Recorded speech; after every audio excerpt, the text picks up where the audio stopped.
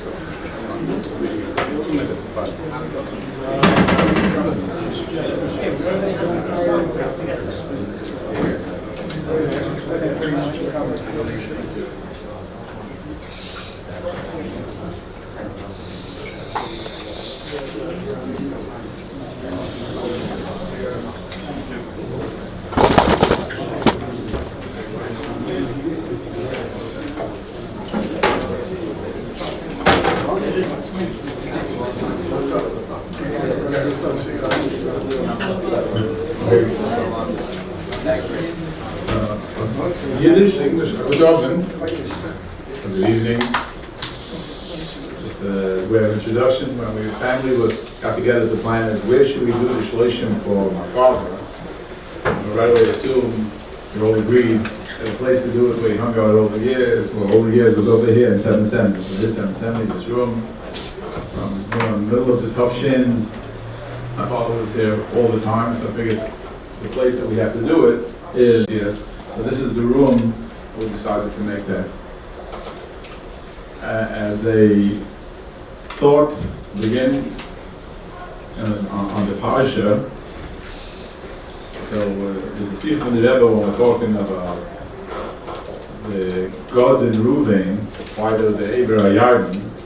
The Rebbe says the reasons he brings down the Kodesh, the reason why they had mixed it out, they had so much animals left, is because they didn't eat their animal, because they really loved the man, because since the man was left in Shemayim, so they didn't want to eat they wanted to only have to eat the lechem in the Shemayim. That's why they didn't eat the meat, and therefore they had to mix it up. Ever continues and explaining over there that the different lechem in the Shemayim represents that it had all different times. Time and the taste tasted different. They had all different types, which is very ruthless. And then he goes to say, and that's the reason why they wanted to also be in Eber Yarden, because they didn't want to go into Eretz Yisrael, or they would have to work the field, till the field, right? Like the plow, plant. They wanted to stay like really the Meraglim, like they wanted to stay in the Midbar. They wanted to stay where they could be shepherds. If you could be a shepherd, they won't be distracted of the day-to-day living, and they were able to dedicate themselves to HaKadosh Baruch Hu, deserving Hashem. I think that really represents what my father was. His job that he did was, he didn't want to get involved in the business world, he didn't want to get involved outside of 770. His job was, like he wanted to be in 770, around the Rebbe, dedicated his life for over those 40 years that he was of being here and not having to do with what we say is the Gashmias, and not having to do with the work, just like we had of God and Reuven. That's my introduction. I'd ask Rabbi Zellison to say Poischim, the Bar Malchus, a few words. We'll see.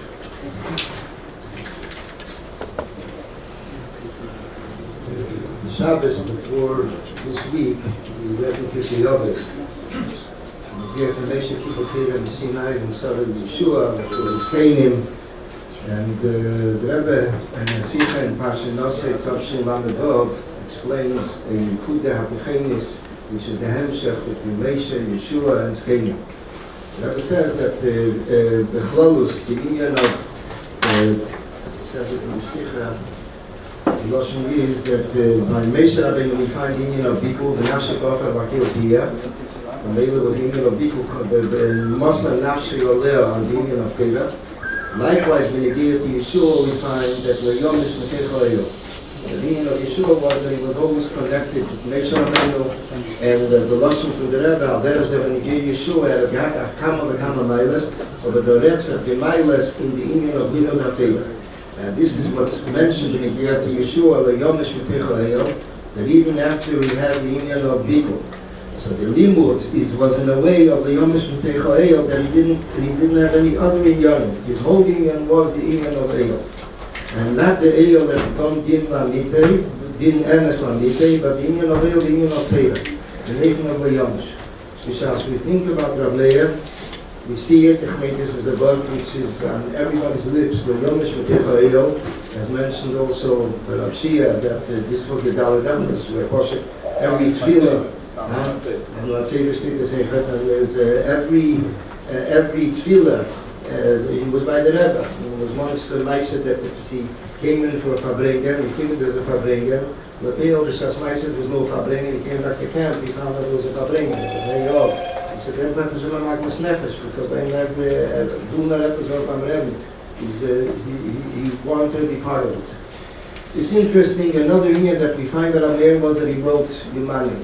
He wrote Yumanim, he wrote Anhoges, he wrote Sipurim, Teichens from Fabrengens, and it reminds us, the Rebbe mentions in the Sikha Belegiyat about Trumas Hadeshen.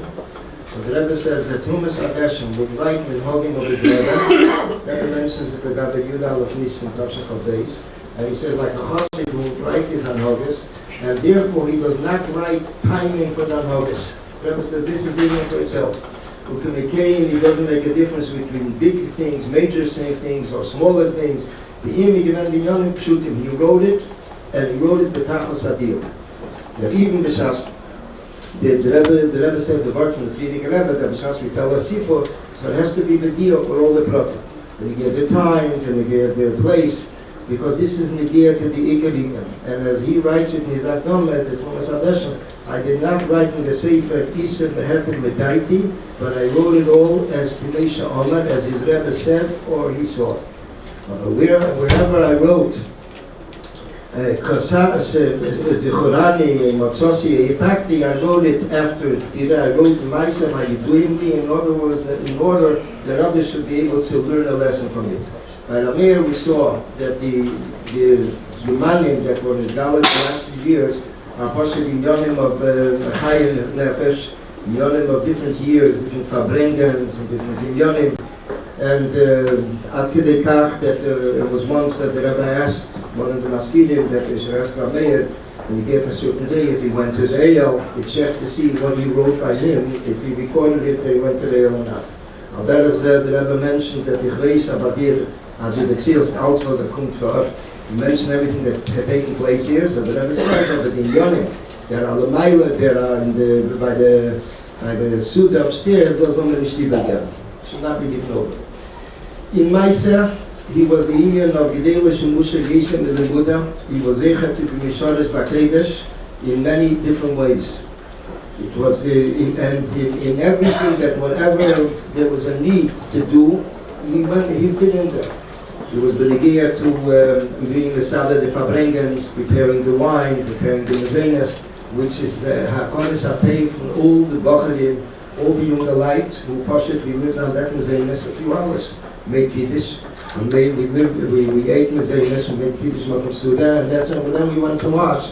End of the day, or Amot, if I bring in Ken Zayin, there's no Shabbos. So the Leila, this was something, was Pashat Ugehal, and Bacharim, and Yunga Light, by the Fabrengens.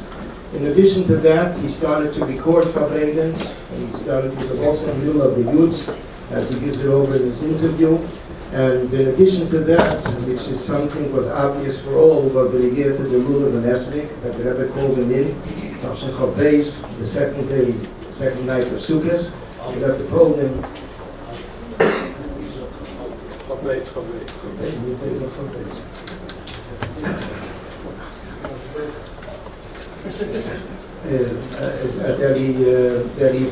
that Rebbe told him that he will spare me time and energy, and the main level what he did was he stood there for hours.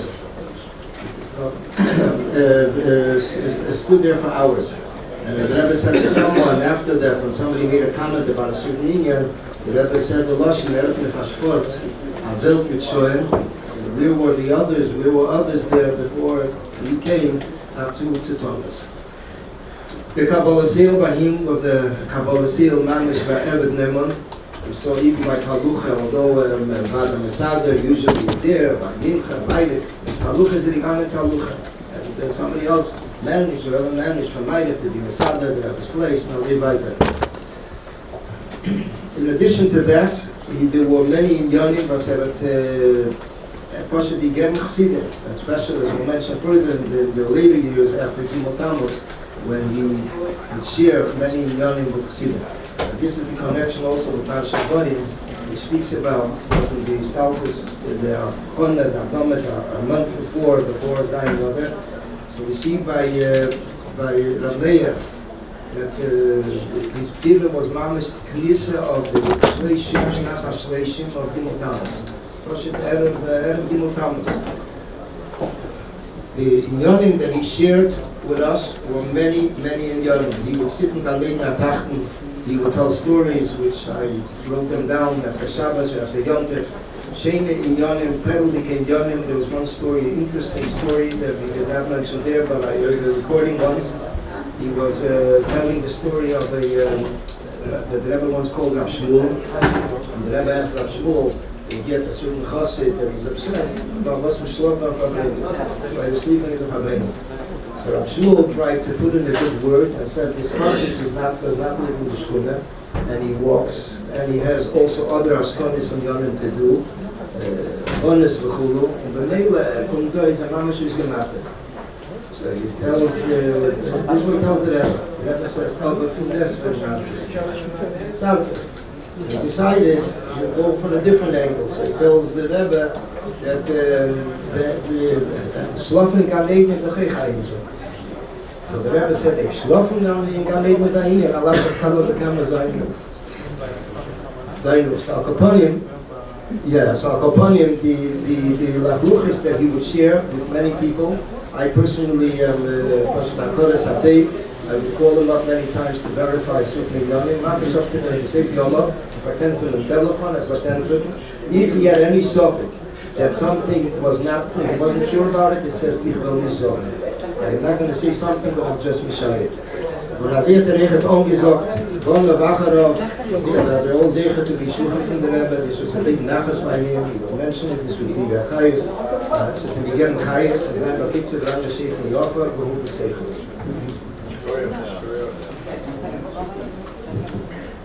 As it's the Shloshim, we're going to do the Siyum, the Kaddish. We assume that everyone that took upon himself to run the Masechta, put them on the Chazaka that they did it, so we could finish My father told me an interesting thing from the Rebbe, that all the years when he went to the Rebbe's Sukkah, the Nesser and laid in his room, so usually in the morning the Rebbe was always reading Chassidus. He said there was only one exception those years, Tavshin Chafei, after Vav Tishri, after the Rebbe was Nastalik, every day when he went into the Sukkah, the Rebbe was learning Mishnayos. We'll be doing our last Mishnah. Omer Rabbi Yeshua ben Levi, Osi B'Chodesh Baruch Hu Hanko Chol Tzadik B'Tzadik Shlosh Meis V'Asara Elomis. Each will give each righteous Tzadik 310 words. Shenem Mishnah Hanko Oivei Yesh V'Sizrei L'Mal Omer Rabbi Yeshua ben Chalachto L'Mosi B'Chodesh Baruch Hu L'Machzik Baruch Hu L'Sov El HaSholim. It says in Tehillim Shenem Hashem Oiv L'Amidin Hashem Yivarach Hasam L'Basholim. God help me, God help me, the Almighty of Jerusalem, the Almighty of God, every God is the Shem. I glorify you, we make God to B'chai, you will always be sure. God, Rose, my God, you be true, man. Lord, after your son, the Lord, may I, God, every Shtala, we spoil, we swim, we snasay. V'sador, v'saleh, v'salol, shmei nikucho v'nichu. Ye'elo mikol v'chosa v'shioso, tush v'chosa v'nechamoso, v'amido v'yoma v'yibro amen. Ha-Yisrael v'arabonim v'al-tamideim, v'al-kol tamideim samideim, kol kol mandios v'nayaiso, div'asra deim v'nicholos ha'vasar. Hele engel geest van de Rabo, in de begin de vragen mee vergaan. Die zijn de lichaam, we kunnen met God maar onder de schmaaien, wie bro mee. Engel van de Rabo, met schmaaien, we gaan tegen alleen op waar kon je zo, wie bro mee. Hij zegt zo, met mij op, hoe ja, ze zo alleen op waar kon je zo, wie bro mee.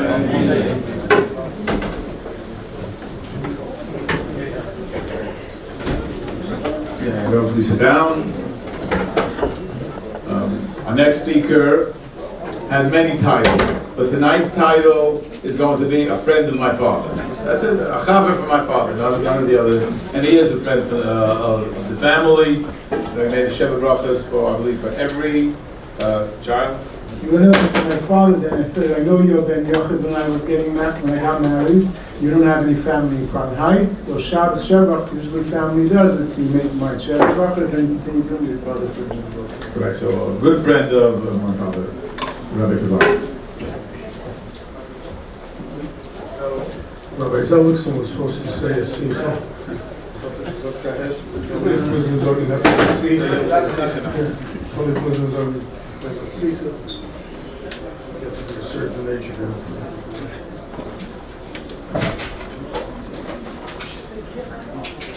Sikha from the Rebbe, Shabbos Parshas Vayetze, Tovshim and Gimel.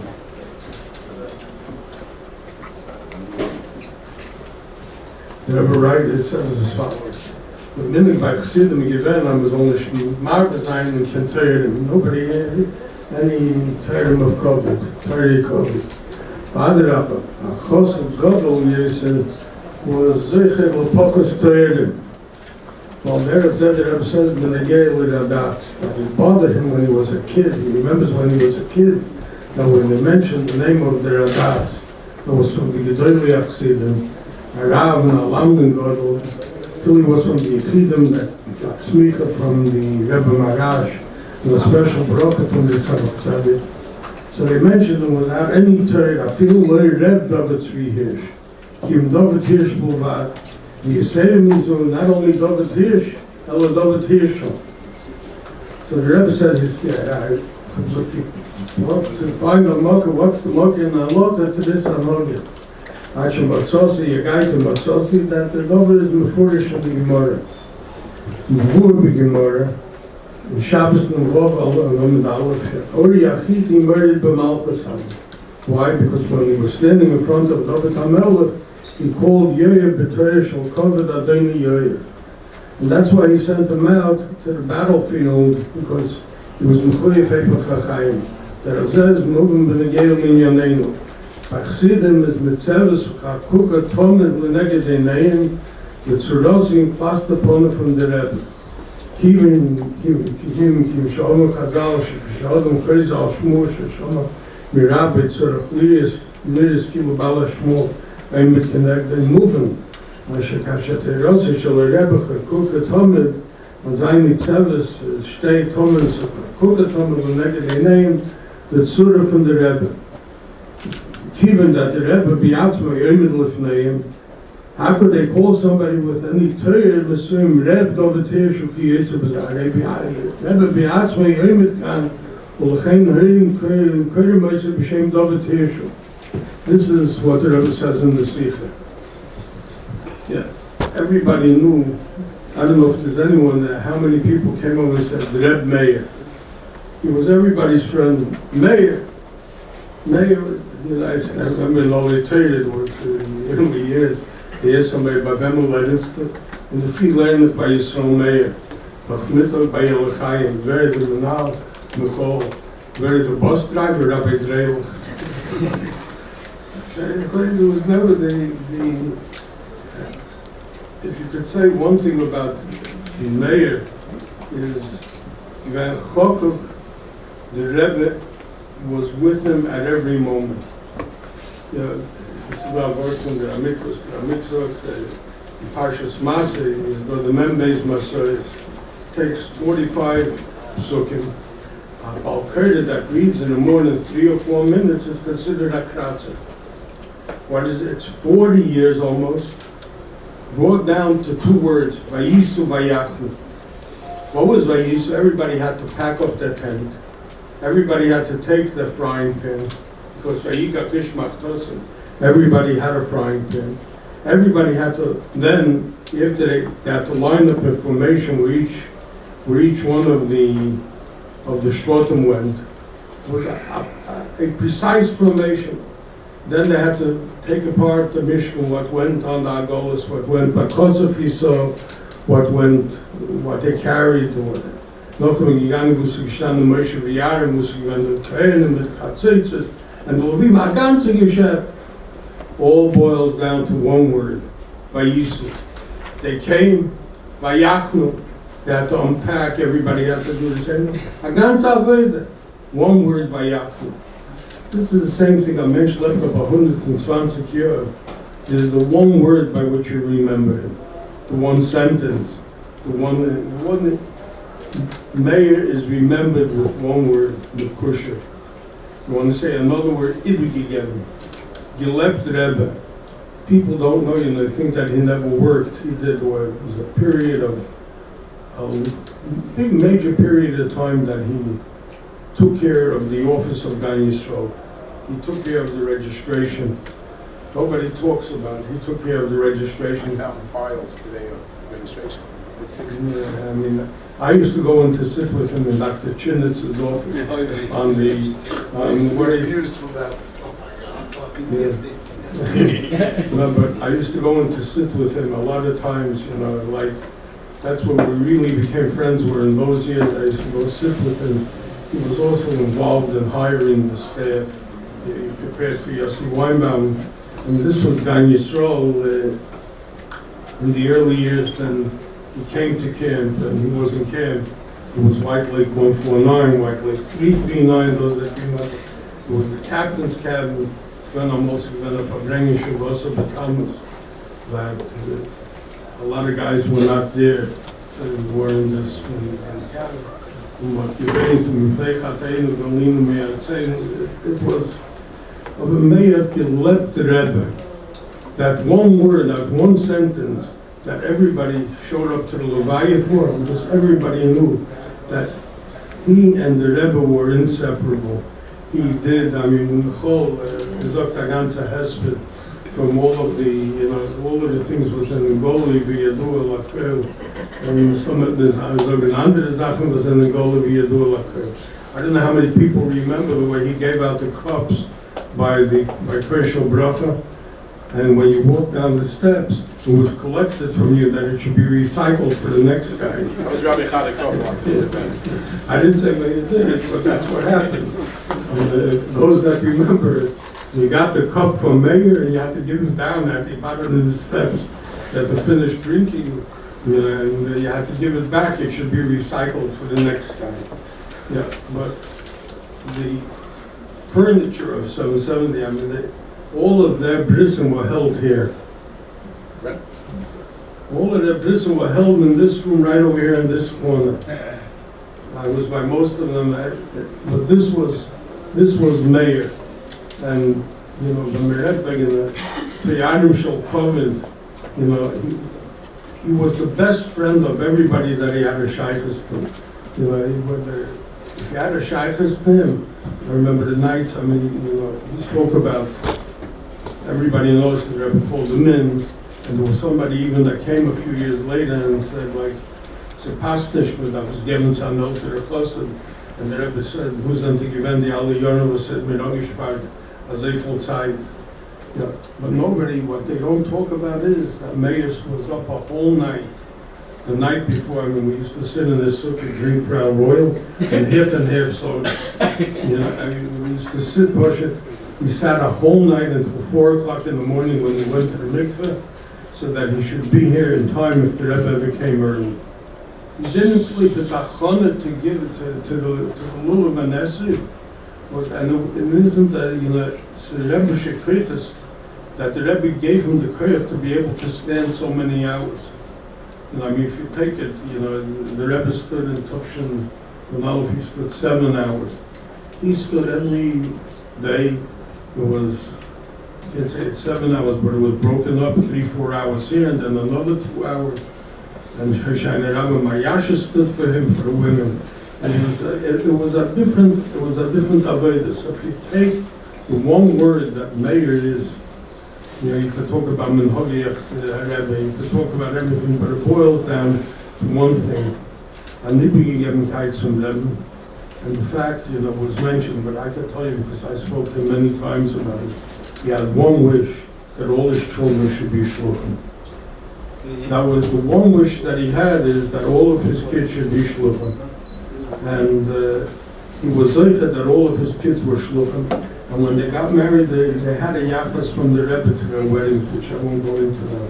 But there was a Meir given a ben bias, he was aimed on a mission every day. He went to pick up the thermos. He did everything that he could for the Rebbe, and the Rebbe accepted it.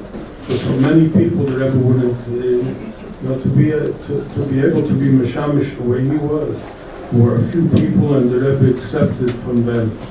There were many people that wanted to do things, like there was a lady that wanted, the Rebbe was coughing, and she wanted to bring in a cup of tea to the Rebbe with the Yechidus, he should drink the tea. And the Rebbe washed it off. So anyway, Rabbi Zoltzin is Master Harris, and Zainander was on the Lord is obvious. Okay, this is Vayisu, Vayaku, given Zai Vayisu, Zai Vayaku is given the Rebbe. And that's the one word by which he wants to be remembered by the one word that we should remember by, we push him to the Rebbe. This was his life, Onkin Teirim shall cover. It wasn't Reb Meir, it was Meir. He was Reb Meir, and he came, what people don't realize is that he came with Geza HaYichas. His name Meir Yehuda, Yisrael Meir Yehuda, was after the Lubliner of the one that was Miyasek, the Daf HaYomi, who was his uncle, and his great uncle. And Yisrael was after the church. I met somebody, and I went to talk to the conversations I had with Rihanna, but Rihanna,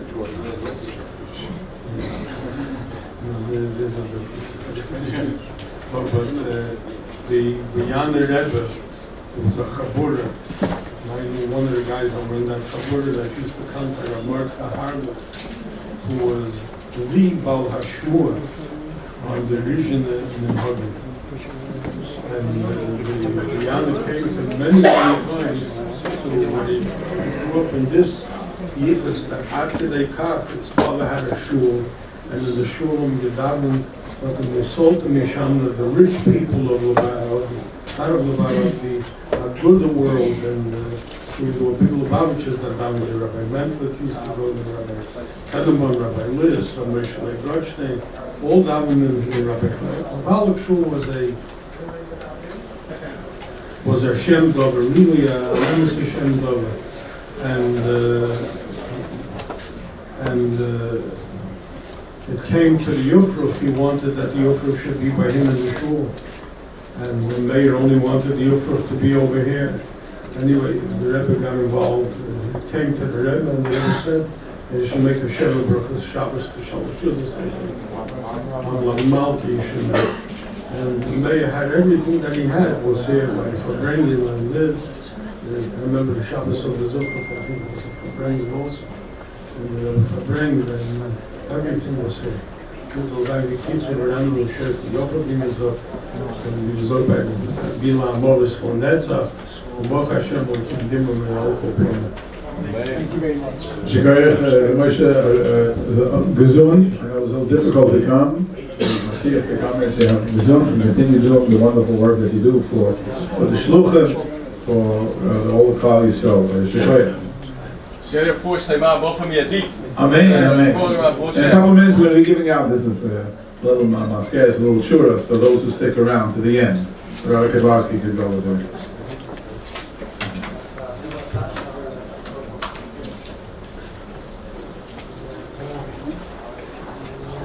I'm going to say two short stories. There's a lot to talk about my father. It's not that easy, but I'll just say two short stories. So one year Rosh Hashanah, I must have been about 7, 8 years old. and we're davening downstairs. You know, my father stand next to the beamer. I was davening downstairs Rosh Hashanah. Then after davening was over, he came upstairs. And, you know, down there was my father's locker. There was wine, cake, and cups, and all the other things. And my father goes in front of the locker. And so Shana at night, we finished Meir downstairs, so the film downstairs. Dad already went back up to his room. My father goes in front of the locker and he starts standing right in front of his locker. And I'm 7, 8 years old at the time watching this. He's davening Meir every word very, very slowly and crying. Then he opens up a Tillim. It's not to keep at night with the customs of say the whole Tillim. So Shana at night, and I see my father staying there Tillim and crying very, very strongly, saying every word loud and clear right in front of the locker over there. And after finished davening, he's saying Tillim. It took me for a little while. I was a little kid, I was 7, 8 years old, and I turned around to him and I said, "Ta, is everything all right? Is something I'm not aware of? I see the way you're davening like this so strongly and crying." And so he looks at me and he says, "Do you know what I'm sorry to say Yiddish, you're translating all this in English." So he said, "Do you know what I'm davening about?" I said, "What? What's going on?" He says, "I'm davening that one day you and your siblings will all go, we have the schus to all go around shlichus." And that's what I'm davening about. And I was 7, 8 years old at that time. One more short story. So I had a big schus, and this, when I'm thinking about the story, because I'm in the room now, and I'm thinking it, so I basically, as a kid, I grew up in the room over here, because every mincha ma'ariv I came in, it was mostly barchim. I'm 59 years old now, I was a little kid. My father always used to take me to mincha on a regular basis. A lot of my friends went on my trips. We used to ask my father, "What's our trip?" "What do you mean our trip?" "770, be good to have a mincha ma'ariv. That's the trip to Harlig." So that's very, very nice. But I'll tell you a very incredible story. When I was 2 years old, and today's actually my grandfather's yard site, as Rabbi Kablaski spoke about it, he was a Rav. So different times in those years, the Rebbe would call my grandfather to speak to him about a young Rabbanis. So one of these times, when I was 2 years old the Rebbe called my grandfather to speak about the young Rabbanis. He spoke to him about it, and had whatever the Rebbe spoke to him about. And once it was finished talking, whatever the Rebbe called him about, my grandfather asked the Rebbe, "Could I also request now a bracha for the family?" And the Rebbe said, "Yeah," because that's not what he went in for. He wanted to speak. So then he said he wants to have a bracha for his wife, my grandmother, and for just a general bracha, and for my father, and for my mother. And at that time, I was 2 years old. So also for I spoke Yiddish, I'm translating to English. For my Nenikel, I want a bracha for my grandson, London, and all the other words my grandfather added. So he looks at my grandfather, he tells me Yiddish, I'm translating to English. "I know him. We daven every single day, mincha ma'ariv together." So, and I was only 2 years old at the time. Wow. And I used to stand right here in front of the Aron Kodesh, and Rebbe was standing right over here, and I was 2 years old at the time. And so you see from here, when the Rebbe says he knows you, it's not only he knows you, as we all know by Chassidim, that mincha ma'ariv by a Rebbe is like a yechidus for us. So I had this chos, and I want to thank my father very much for it. Before even I knew how to speak, I was 2 years old, 1 year old, he would bring me here to come into mincha ma'ariv. So again, thank you all for coming, and much. One more word, this Rabbi Blasky, you mentioned everybody about the Meir Shapiro.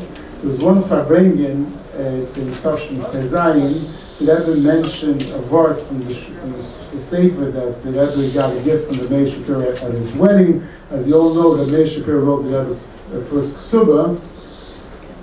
And after the Rebbe said that word over from the Meir Shapiro was put down in the Sefer, he turned around and he said, and there's also right now in the room here by Farbingen from the Craven for Rabbi Meir Shapiro, and was referring to my father because he was the only in the room there that was related to Rabbi Meir Shapiro. Thank you. Shakwa.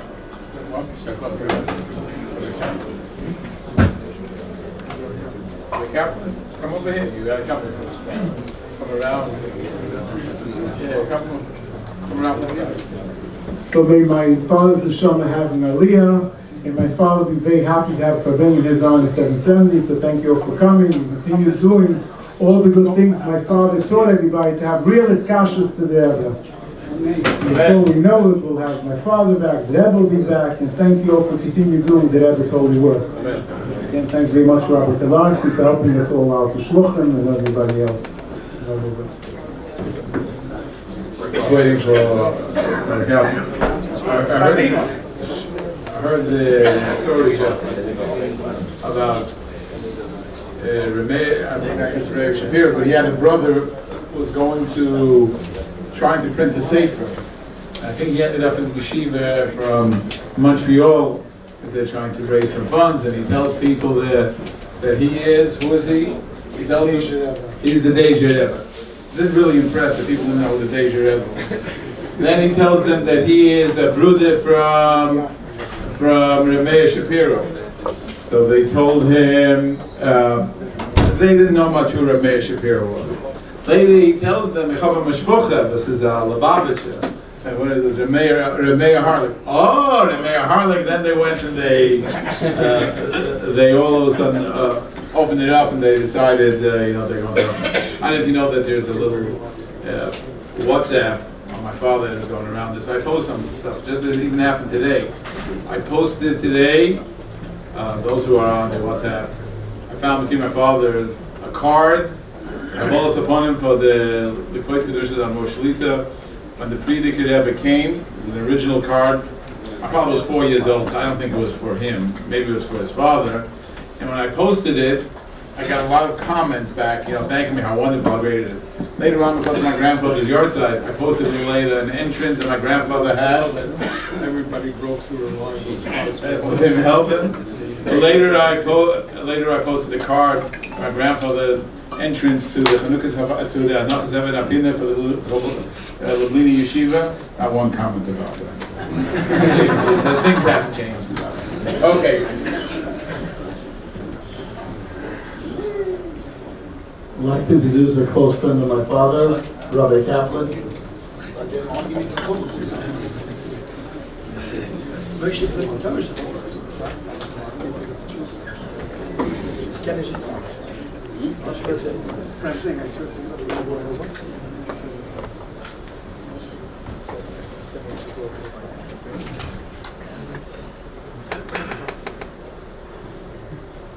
נשכחתי כמייס מלב. sagt dem die Gemorre, als מכאן sagt Zere, als שהמייס תשוכח מהלב. רק Zere מן השמיים. als שהמייס תשוכח מהלב. fragt man auf dem, doch neben der Chush שלו. Was ist der Meiz תשוכח? Wer mit תשוכח? Und was für ein Meiz? Sie fragen mich im Adrab, was mir weiß. Jungen, zähnliche Jungen, der und der ist. Was der Mensch ist nicht gar mehr allein. Was ist? Sagt sehr wohl. Wird man auf dem, als gewinnt sagt, wer ist der Mensch und was ist die Schochat? Schaß mir redt wegen einem Menschen, was gewinnt als Sellner, als wie alle. Schaß mir redt wegen einem Menschen, was seine Meißen, sein gewinnt Meißen, als wie bei allen. Ist mit was zeichnet sich gut. Das Amisot Mensch ist da kein Schocher. Aber ein Mensch, was seine Meißen, sein Gewinn, als solcher, was sein Gewinn ausgezeichnet ist. Als ein Mensch ist Bild in nicht schwach. Man kommt sich zusammen, es ist eine Skore von der Shloshim. Ich glaube, dass Meir darf nicht tun mit einer Skore. Ich werde den Kämmer nicht vergessen. Zit kom Mashiach, we zoeken Meir in Leeg. Der Rebbe da vereingeeft, wo ist Meir?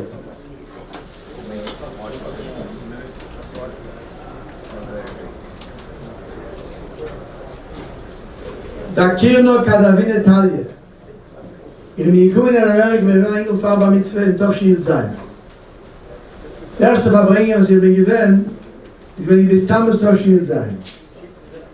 Und ihr gedenkt, ich habe kein Tape-Recorder in meinem Leben nicht gesehen. Ich habe nicht gewusst, was das heißt. Und ihr seht, steht der Bocher dort und stutzt sich mit der Maschinenkeller. Es geht daher, es geht dahin. Hat mir sich verkischt. Geht aber eine halbe Stunde, dreht weiter. Eine halbe Stunde dreht daher und dreht dahin. Aber schon gerne zum gefragt, was sieht das, wer ist der Mensch? Whether I asked then or later, I don't recall. Wer ist was spielt er da mit der Verbringen? Hat mir maßlich gemacht, das ist der Wallensweg. Und als Meir, ich spielt das nicht mit dem Verbringen. That was my introduction to Meir. Und später Jahre in Gan Yisrael, I was the office boy in Gan Yisrael 1 year. So Meir lived in my office. Was heißt das? Geht rechts nach da, geht rechts nach dort.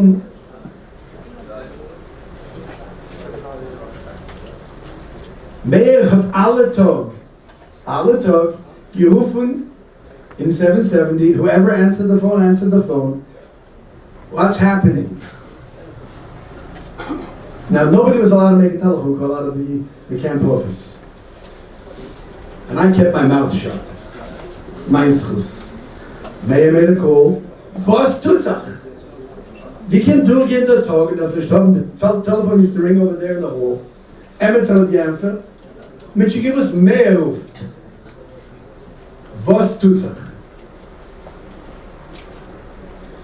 Ihr Gedenktag haben mich verfällt, haben wir verbringen. Sie werden das einmal so sagen, sie werden Scheiches. Ihr Gedenk, die ihr Lolle, was sie gewinnt. But you know, die was die Jallo gewinnen und herumgegangen, die versehen, die gesagt haben, ich weiß nicht, was sie sagen. Für sie was sicher für sie geworden. Meir nicht herumgegangen, das Meir wanted to know, so what happened? Which the good did they sing, and what did he talk about? Tachlis. Nicht ich hab verfehlte Verbringen. Ich will etwas hören von Rebmann.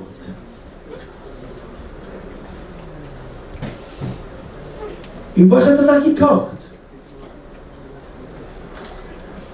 I remember sitting at the table over here with him. Gewinnt älter von mir jung, gewinnt noch die Gassen, die mir Bocher. Het allemaal gedaan hier en daar, almost on the same page.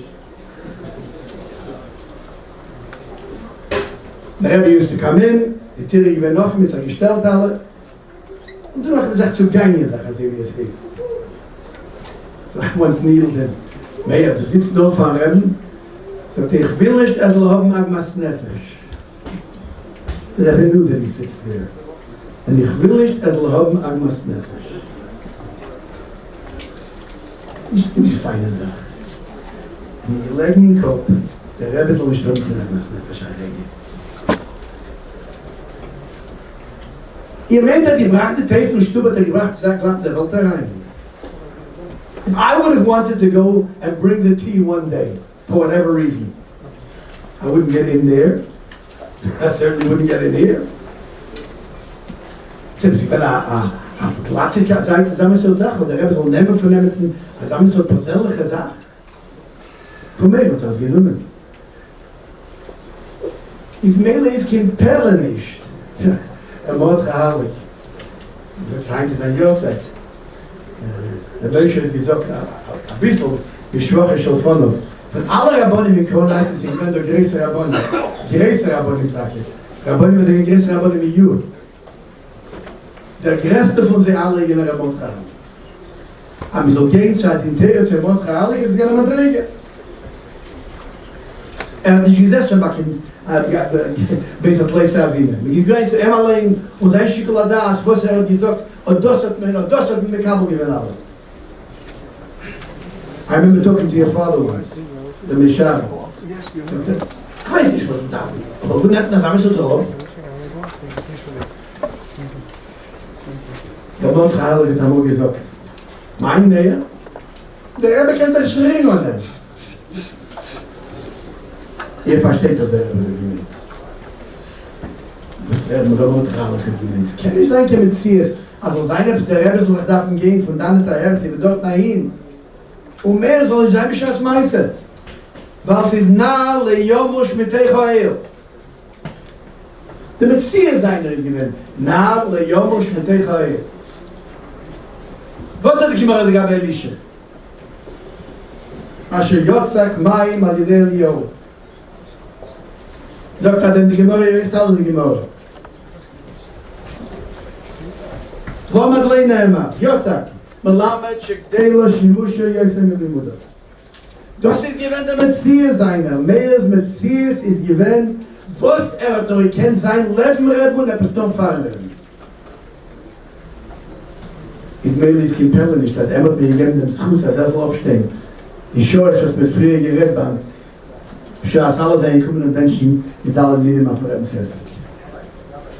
Das ist kein Pelle nicht. Sie kein Pelle nicht. Aber das haben wir so tief für Meir, was auch wenn die Nacht, die erste Nacht, das ist gesagt und alle. Auch wenn eine Nacht, wir kommen in der Früh, wenn der Rebbe ist rausgegangen, ist nicht angetroffen von dort, kaum der Rebbe ist gestanden. Hat nicht angetroffen von dort, ich kenne es nicht dort, aber die alle anderen Maskiven.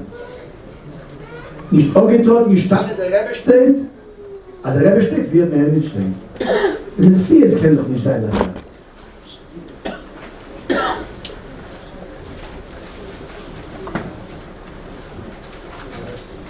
Noch ein halben Wort.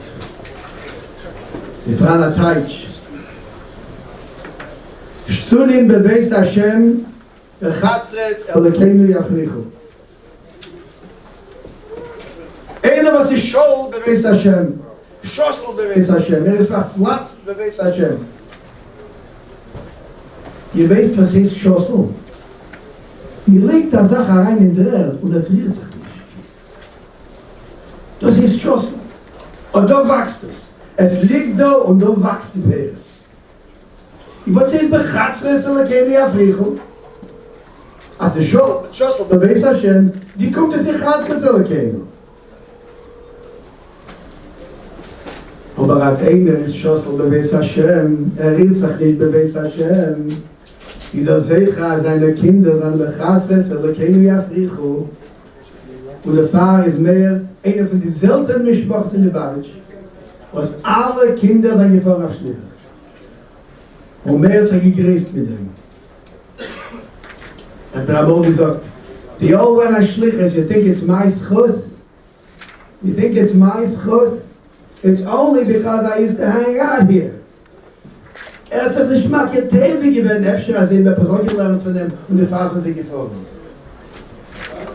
Das Teile gewinnt er sich. Aber du bist Fußer, ja, wer noch? Sie fragen, gibt es Sache Jiden, das kann ich sagen, als eine verzweigte Sprache, was alle Kinder, ohne Ausnahmen, die vorabschlichen. Ist Meile, ist die nur von Besevo. A viel hat der Älter, und a viel hat mehr, wenn schon noch die nur von Frischerheit, Bebias Mashiach Zitenu, nur unser Sehnsucht, Frischerheit und Gesundheit und bekommen Namisch. Amen. Shakwa. Yes, Shikoya. Yes, Shikoya.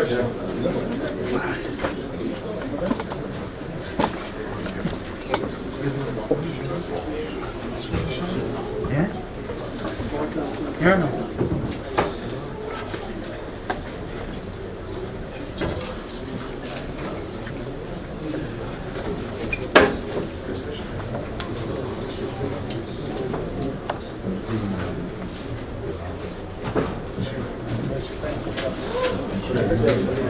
Shakwa.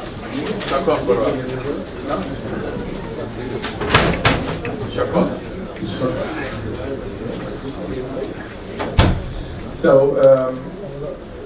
I'm going to talk a little bit about my father, about some of the things that he did around 70. Some things are known to everyone, like the lulav that is known. But as I was thinking about growing up as a child, some of the other odd, we call it jobs that he would do around 770, and all of it was in order to make the life for the Rebbe easier. That was his goal. His goal was to make it easier. And they mentioned that when someone complained why they gave my father the lulav, the response was, where were you when he was concerned about saving me time? Now why did you speak up at that particular time? So besides we know the lulav, we know that the sukkah, the fact that they built it up at this nice beautiful sukkah, it was my father, as far as I understood, he was the one who ran around collecting the money, and he built this sukkah, and he even told me, we put a carpet, and someone else told him, put him out on one skiers, that Rebbe's not going to walk into the window there's a carpet. The Rebbe walked in, and the Rebbe was happy, but the purpose of that was to make it easier and nicer for the Rebbe, and then he would have the schus to serve the Rebbe in the sukkah. So he would get the lulav, go out for a few minutes, the Rebbe would tell him go out. One time he said, raise your shur, he said, elderly Hasidim, go out and do that. And then he would go in to feed them, and he would give the Rebbe the food, and that was the schos that he had. Of course, we know but kosher that he was a achrayis for the upbringing. He would take care of the gashmias, right? The gashmias over there to make sure that they had the wine. Those who remember Genel Slinger, if you were lucky, he gave you the bottle, so you were able to lean on it during the upbringing, right? Remember those who remember that? He would get the cups and the bottle and the kichla. The fortunate one got the sweet kichla, and the other one got those square without the sugar. And of course the kosher bracha, Father was there in line making sure that the cups were there, ordered the wine, ordered the mashke, what the Rebbe would give out. He also had the schos to hold the Avdallah candle, right? And the Avdallah candle. Someone offered him, I understand, a lot of money wants to give him the schos, and he refused to do that. I don't know how he got it, but he got the schos to hold the Avdallah candle. The Rebbe trusted him to cover up the siddur. The Rebbe was very careful about the siddur, but he trusted my father to put the towel on it to take care of the siddur. Another thing that he did was he used to prepare the shalach manis for the Rebbe. Remember that as a kid, we would do it in the locker, get a brown bag, and he would have a bottle of Smirnoff. And I remember going with him to Raskin's store because he wanted to pick out nice fruit for the Rebbe. Correct. Our Rebbe was a fruit. Was it I don't know, an apple or an orange? I remember Orange. Orange? I think it was the I think the brown bags also came for you. The brown bags, it was an apple, then there was a hamantash. Us in the Chabad houses, we always have to find nice themes with bows, with ribbons, based on like. Oh, but that was simple. It was a bottle of mashke, a Smirnoff, from hamantash, and a fruit from Rasmus fruit store. Yeah, the soft one wasn't the cookies one. I remember it was like the Danish one. I remember that he did it. We mentioned it also that he would. Every day the supposed to go to the house to bring the empty thermos to the Rebbe's house, and then the Rebbe would fill up the new one, heat it up, bring it out before they had the stove over here. So they did it over there. It was after Lamed Ches. Then he would also go get the milk. I think it was from Lipskers. He would get the milk and a little Danish for the Rebbe. He was going to do that. Okay, with it. Another thing that he did, I remember as a kid, for Vav Tishrei, Yud Shvat, and Chafav, they had special candles. It was a long candle. Probably see this on pictures. I think he told me it came from Israel. Right, Chabad? Shiloh, yeah, but it was the long one. Somehow it was a one long candle. It used to end up in my father's locker. He would go to Gil Hirsch to get the flour vav, put it in, and then he would fill it up with salt. And that's what he would do. I remember that was his job that he would do for the candles.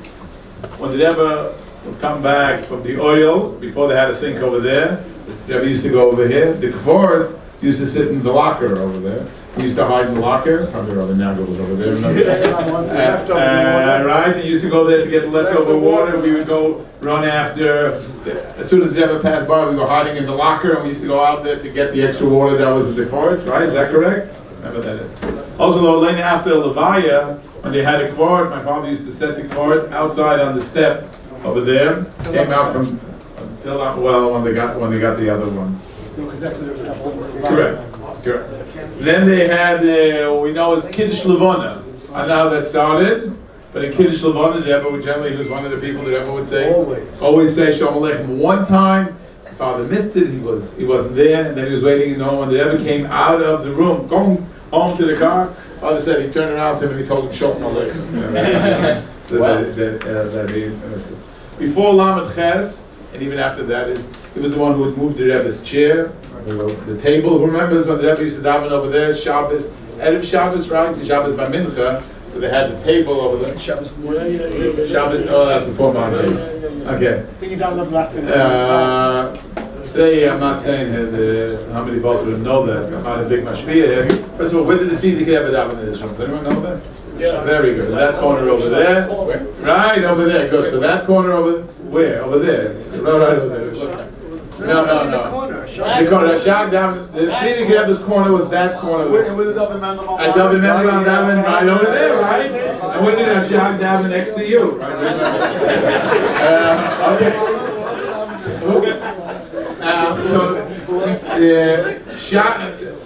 As far as I'm concerned, the Rebbe wouldn't want to daven in the same place as the Friedrich Rebbe, so Erev Shabbos and Shabbos by Mincha, the Rebbe would daven right there with the stender, but the table was on the way, so my father and Rebbe would move it back and forth. That's before my days. And also downstairs, my father was the one who moved until Lamed Ches. He would move the chair, move it backward, move it for the Rebbe. You don't know that after dollars, people miss dollars.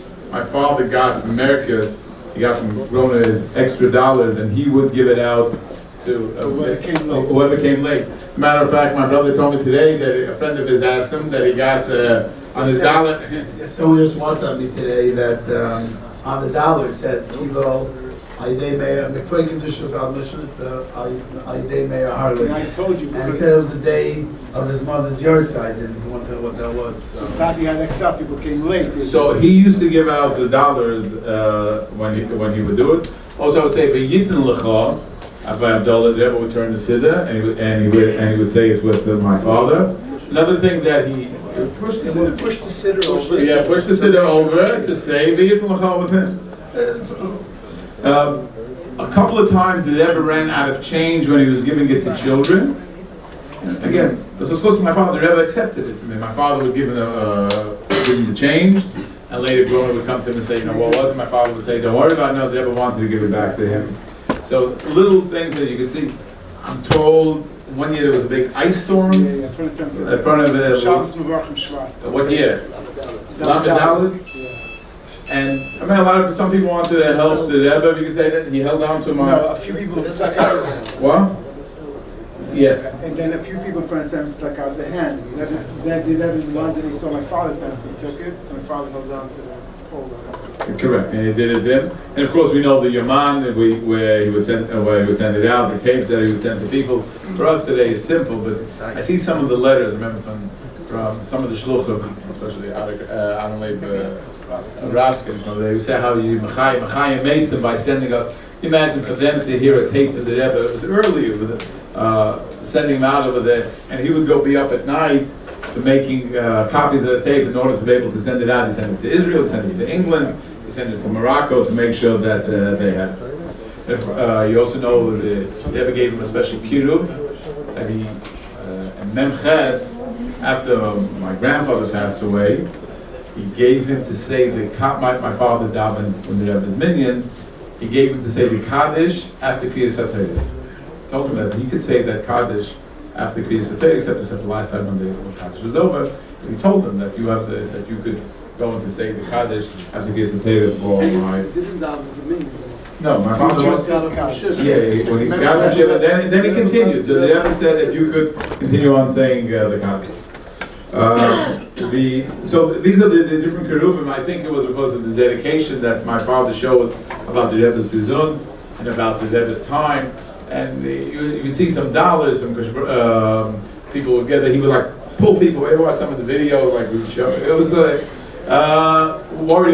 very concerned about the Rebbe's time. I would say my father was this cautious police. You know, he was not the police of his cautious. Like if he would see people late for Fabrengen, like why did you come late for? You know, the Fabrengen time. Why don't you come? How could you go away, miss the Fabrengen for Shabbos, go up to the country, right? They go, you know, like he was like this cautious police. And someone told us during that shiva of Bashkin, which inspired me, that he was the one said the oil, and my father saw him as wearing with our Kurtzedek, and said the gates and Rebbe gave him a kapot, right? So he was telling us, he came to the shiva on Gimel Tammuz, so he told us that my father, he was telling my father caused me aggravation because he flew in this morning from Florida. He said, my wife took an Uber straight from the airport to the oil. Because your father had to go back to my house to get my kapota, and then I could first go to the oil. When I heard that inspirational story, I took it that flot not every time I went to the oil, I would, especially if I come in and out to bring my kapota. I said, if I saw that is an inspiration. So he was worried about his kashas, people especially for, we know of course, Aleph Nissen, Rosh Chodesh Kislev, Chavches Kislev, Chavches Sivan. All of this is because of things that are especially connected to the Rebbe's personal things, Yudalit, Kislev, all of those types of things I'm saying is Iskashis, because Iskashis was the most important thing. I've asked him, I said, Tal, who inspired you? Like, who fired you up? Like, he comes from Charkiv, Ruzhin. I grew up by my grandfather. I never said it. I said it was simple. He just grew with it. That's something that he learned. Also, so my father was kind of humble. He didn't like people to know about some of the kiruvim. I posted he used to send the Chadoshos, he used to send tapes. We posted some of them online of the stories of what was happening in 770, what was happening around there. And at one particular time, he's describing to one of them all the people who this was after Lamed Ches, who got matzah from the Rebbe. And it's the maskirim. And then he tells, I believe this is, people ask him, he says, I'm going to tell you one more person who got one, but I didn't want you to tell anyone else, because I don't want you to be jealous, I don't want people to live. And he says that the Rebbe also gave me. So just a handful, really a select few people who got matzah. My father was on the list, but he said specifically he doesn't want it to be spread. He doesn't want people to know. He didn't want to go and see COL. He didn't want it to go in COL, and he didn't want to go on a Nashdaq. He didn't want to go on any. That was really because he was humble. He did not like to say a lot of the stuff that he did. But now we're putting it on. Now that he's not here, Ty, we're going to say it. And every year you were on the list and he got the matzah. So I was here to happen 77. My brother came out after Meir, and he said this year is going to be different. It's when everyone's going to get the Torah. So the Colonel Yungulai should go over and get it, and then there's a list of Rebbe gave. He wrote the name Maskir somehow. Kata was on that list of Maskir, and then Kata covered himself in pride to those people and told them Rebbe's going to give the matzah. And then when Kata got the matzah, then got made it happen. Tell me, don't tell anybody. And right after Rebbe did matzah, so if you want to miss Meir, go home. So take the matzah and this purpose. So the point of this story is both of them, how the Rebbe looked at him as a masker, giving it to him just with the select few masker. He didn't like people to go around announcing that I was on that list and I received it. And one more interesting story, who told me that? One that was Rabbi Twersky. And Mendel Lovik, both came doesn't Shiva told us. Mendel Lovik is there. Oh yeah, you were the one who told us the story. And he went to my father, and they said, he had a baby, he had a child. What day was it? The Aliyah was Chavches. Oh, not now. Chavches, okay. So this is right here. So you see, this is a real story. So he goes to my father and he said, what year was it? It's 11 years ago. Her birthday was yesterday. 11 years ago. So he goes and he wants to have, he asks for an Aliyah, if there's any Aliyahs. My father says that it's all taken, but let me see what I can do. And then he ends up giving you the Aliyah. Sorry, it was Chavches. Chavtes, yeah, Chavtes. Yeah. And he ended today, Chavtes down. Then he ends up giving him the Aliyah. Unbeknown to him, that Aliyah my father was supposed to take because my grandfather's yahrzeit today. So quietly, he gave away his Aliyah, to be mekusher and to want to have all the schusim. But then when someone comes along to him and he didn't know about that, they gave away his Aliyah. The same thing happened with Rabbi Twersky told me with my grandma. Tells us the same thing. This is what happened with my grandmother's yahrzeit, Chav Hei. So that his Aliyah, he came to me and said, really, there isn't anything Mr. we can do, and then he ended up giving it away. So you could see the chesed that he wanted to do to share the schusim that he had. Didn't make an announcement, okay, I'm going to give you my Aliyah. He didn't say that. He said, I arranged it, and he went to find in another minyan. He found another minyan to get the Aliyah. I think some of the schusim from what my father did and why he did Rebbe, he said about the thermos, and a couple of times Rebbe sent him shlichus. You can read it in these reports. And the Chura. But the point of all this is that the Rebbe, he had the schos to be Mishamas Bakodesh with these little odd jobs, with some unknown and some are unknown. The Rebbe did not give the schos to everyone. And assuming that schos is we will zoicha to be, Shloshim from the Rebbe, and we hope to continue to giving nachas to the Rebbe, giving nachas to Father until we are zoicha to be back with the Rebbe. Harlig. You gotta come here. Yeah, you gotta come. So the Harlig is another friend of my father. One other thing I mentioned, because I know you're involved, is my father also used to collect Maimon. But I remember Maimon al Cheshboni Abrachi, it was from the Bacharim. We have the list I think Harlig, this is how you came friendly with my father, no? With the Maimed. He also used to get the fruit for the Shchodesh The Shchodesh Kislev is to give the, and he also invite you to speak, but again, collecting Maimed, not for the general Maimed, again, this is something personally for the Rebbe that he would collect it. Yes, he collected it, but the Maimed is called Hashbonei Aproti for himself.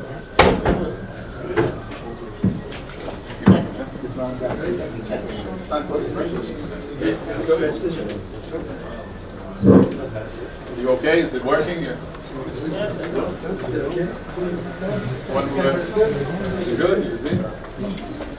Because if it's not on the websites, it's The website is on, everything is cool. Is it good? Yeah, you can see it, and you don't want to see well.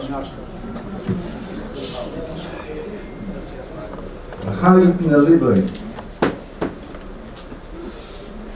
I want to tell stories, I want to tell any of the previous what I mentioned, I have my own little, prepared some other comments, and thank God nobody said those comments. So it won't be repeated. But basically, the Bar Malchus.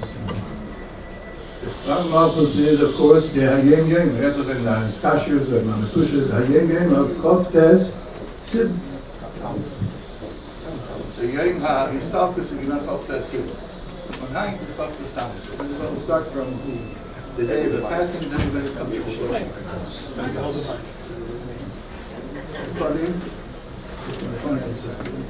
Koftes Sid, the day of the Histalkus. The Rebbe writes in Hayem Yem, Avodas Adam al Pi Teres HaChasidus, Lahargeles Atzma, Liris Inyan Docha Protis. Eich ki b'tivah yizborech, Chadish Esoilom, V'anivroim, B'chol Rega, V'adbachosei HaProtis.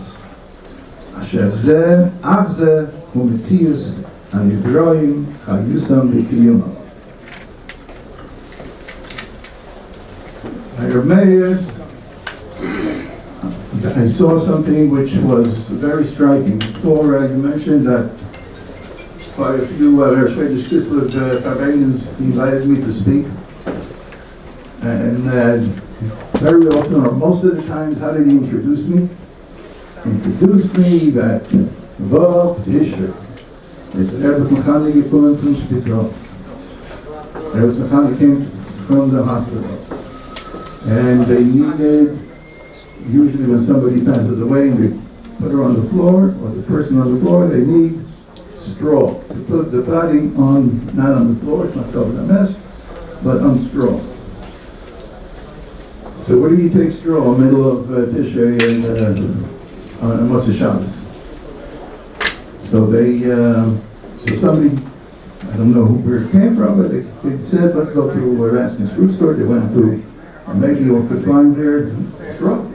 Upon they found some wood shavings. Wood shavings, melons, fruits are packed in wood shavings. And Meir is telling the story on this more than once and more than twice by the years. Okay. And they brought the wood shavings and they bring it in, the Rebbe is there, the Rebbe looks, and the Rebbe says, this is not straw. This is not straw. So everyone's like in shock, everyone freezes, what do we do? So the Rebbe says, he calls my father's name and he says, geht rein zum Michel Geschäft, hat sicher ein Besin Geschäft, nehmt den Besin, nehmt den voneinander, wird haben Strahl.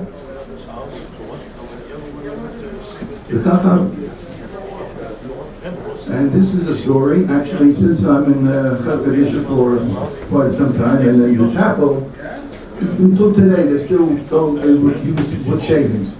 But by us, Chalkadisha, we always make sure to have straw, because you couldn't straw during the Levite at the time. And this is a story he always said, and always made me, why are you telling the story more than once and twice? Then everything that Hashgacha practice, we just how we're supposed to see Hashgacha practice. If Meir's Histalkus was in our Degel, in Chalkadisha, he was passed away in our Degel. As you know, or you shouldn't know, you should never know, in Chalkadisha there are 4 different groups. And so whoever, not always you pass, whoever you pass is on Yochakas. And he passed away, he passed in our day. And so we make sure that we use the right straw, we use everything that was supposed to be done. I saw an Indian here in Yochakas. Then he gave it to Reb Meir. Reb Meir, everyone's talking about Chosid, Kashers, Kusha. I thought to myself, I have to look in the Pasha. The Pasha was the Lithius Mazman. The first tag of his Kashers. But it's Lithius Mazman. Achosid left him Mazman. What's the Mazman? The Alter is Brudaya, the Pasha Sashavot. Today's Pasha, today is Shlishi Borim. We're going now to Chavtas Tammuz. So we're gathered today. So today's Pasha speaks about the Meraglim, that Moshe Rabbeinu sent the Meraglim. And there were two that came back, that they were totally tzaddikim, Kalev ben Yefuna and Yeshua ben Nun. What's so striking is, if you look in the Pashas, in the Pasha, Dvarim, the second pasuk in the Pasha, please hold. Just want to read it from inside because it's so unbelievable, you'll think I wrote it today. Literally incredible.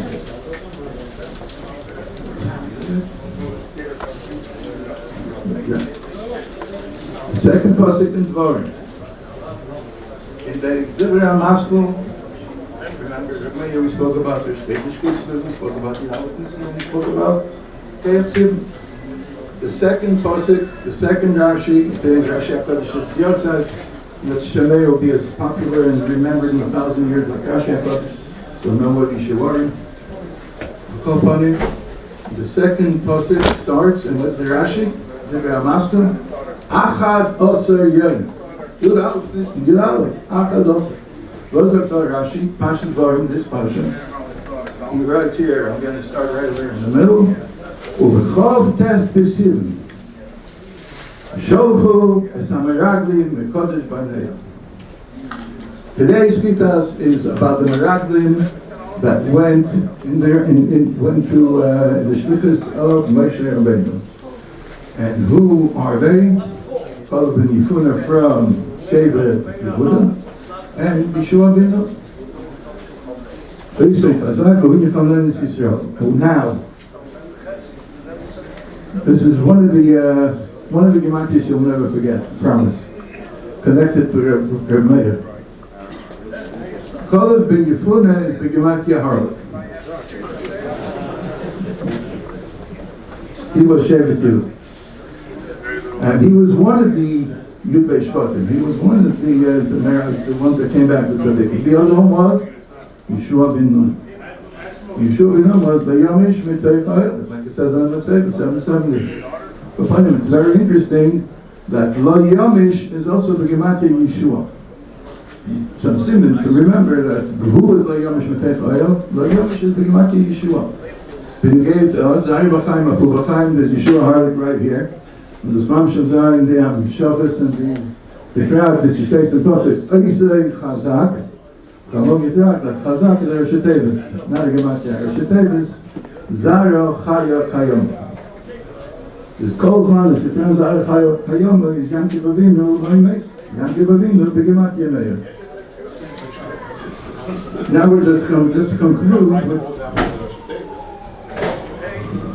the third Nekuda we spoke about, the third day is central day in the Meir's life is Chav Ches Sim.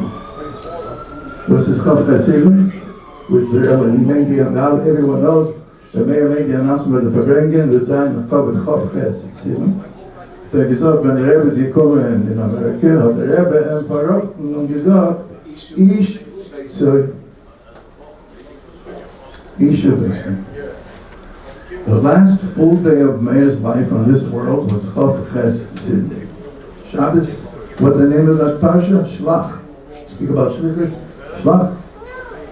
The last Pasha, the last Shabbos, the last date was Chav Ches Sim. What was Meir's capital on that day? And now Pei Zayin, correct?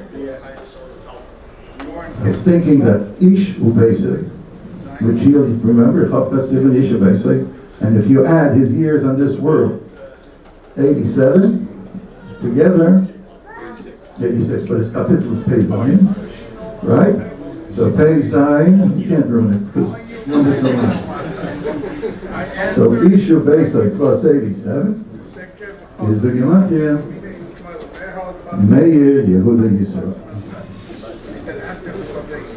We have the fact checkers here. Let's take that to some. The fact checkers are Eberstelling. Just one more, then I'll just finish with another thought. We spoke about this, the Sukkah and the discussions of Meir about the again Chumash. Push it down, but give him a personal names. Meir's Yortzeit was on Sunday when we learned Hilchas Sukkah. His Levaya was when we learned Hilchas Lulav.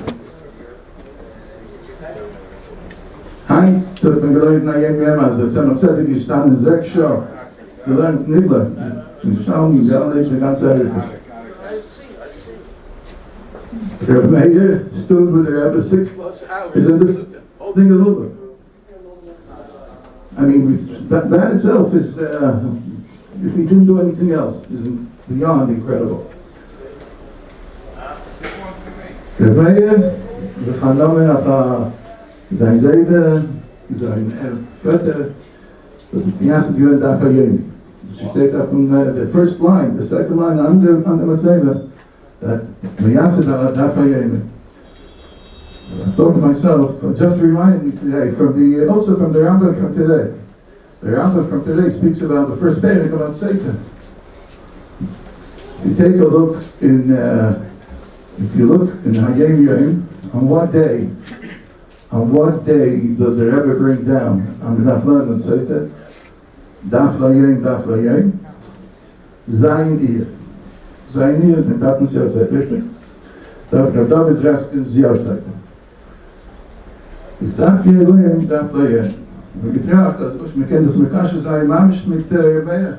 Wie war das, sein Name noch, und sie steht auf dem Erzähler, eingekritzt, weil man war noch, der was hat mir Yasset gewendet, Daf Layom. Und der Rebbe bringt ab, geht zu sehen, das ist Daf Layom. Richtig? Und jetzt geht man, was ist Layom? Layom, here's your 86. Layom is 86. Meir passed away, he was 86, but it was Daf Layom. So I feel like the Jahren seine können verbinden mit Daf Layom. Auf der Vorne mit Meir, du hast durchgelernt, was ist Kaschus, und was ist Chassid. Oh, noch eine Tude, noch eine hier, bleib ihr hier. Die meiste Shalaya ist 17 Jahre zurück, 16 Jahre zurück. This is Shabbos Mevorchim, Tishrei Tavshin, Samach Ches.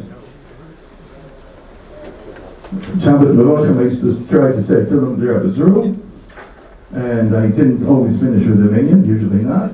And then the Meir is looking for a chazan. Look for a chazan for Shachis. So I'm standing and trying to finish on time, and he comes over to me and he says, Shachis. So I show him on my Tillim D'Rebbe. That was you're not going to finish. Sagt Mittwoch by Nacht. And I wasn't sure I heard right, and I try not to speak or ask questions in the Rebbe's room as much as I can. Have to not speak, only tell you that feel right. And then I walk away, and Mittwoch by Nacht is Rosh Hashanah. What's he talking about? I mean, we have the biggest Botfila in Lubavitch that was in Rosh Hashanah in the Rebbe's room. And what is going on? I don't know. So I called him up on Sunday and said, "Hey, what happened? I couldn't talk. I didn't want to talk. Mitzvah by Nacht." So I said, "Yeah, this year we have you won't be able to be here." So I asked him, "So you're offering me to daven Mitzvah by Nacht in the Rebbe's room?" He said, "Yeah." Okay, I'll think about it. I didn't have to think, I already decided on the spot. And I come to the Rebbe's room by Meir. I come to the Rebbe's room. I have to ask, look for Meir. I have to go. He's not in town. He's not there. I said, oh boy. He really fixed me up. He gave me a groceries on that. He's not there. Where is Meir? So they told me you have to go to Has Briz by Einikel. Has Briz by Einikel is in Florida. It's like Alpha.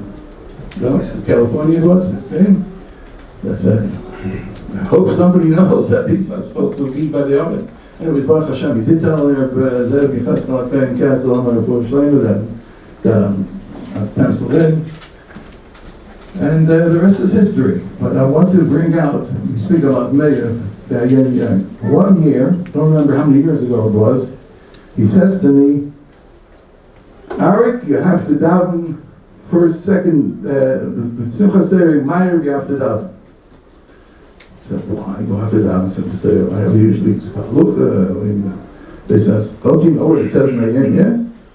That the Hamshachas, all this, everything we daven for, the first night Rosh Hashanah, your mom should daven Shmini Atzeres, through Simcha. So since you opened the season, those are the words he used, since you opened the season, it would be the right thing to do that you should daven Simchas Torah. And I accepted the offer, and I was very amazed by his, that he came up with this brilliant way to ask me to daven. But I did that, that's a story, it's a fact.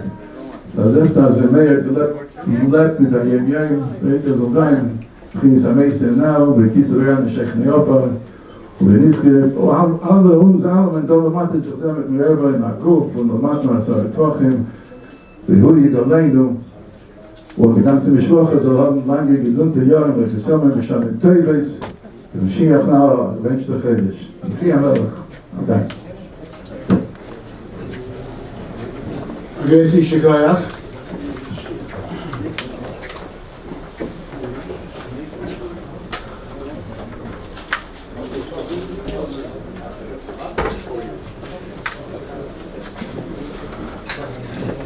So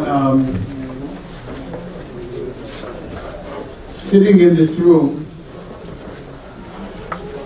and myself, my siblings, this was a room, this cheder, we had a schus of davening with the Rebbe many, many times. Today, people realize the tremendous schus, and it's interesting to think about how my father lived his life. And we all made the Shloshim in our communities last night.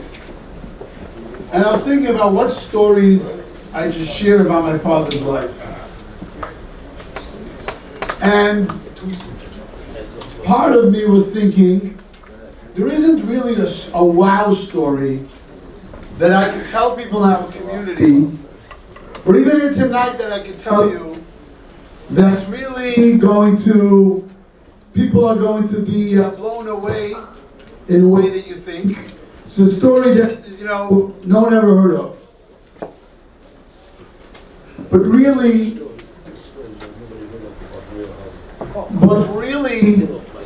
when you see the amazing thing that my father, how he lived his life, was every single day was a special day, and every single day he understood the schus and the great moment you could have davening with the Rebbe, Mincha, Ma'ariv.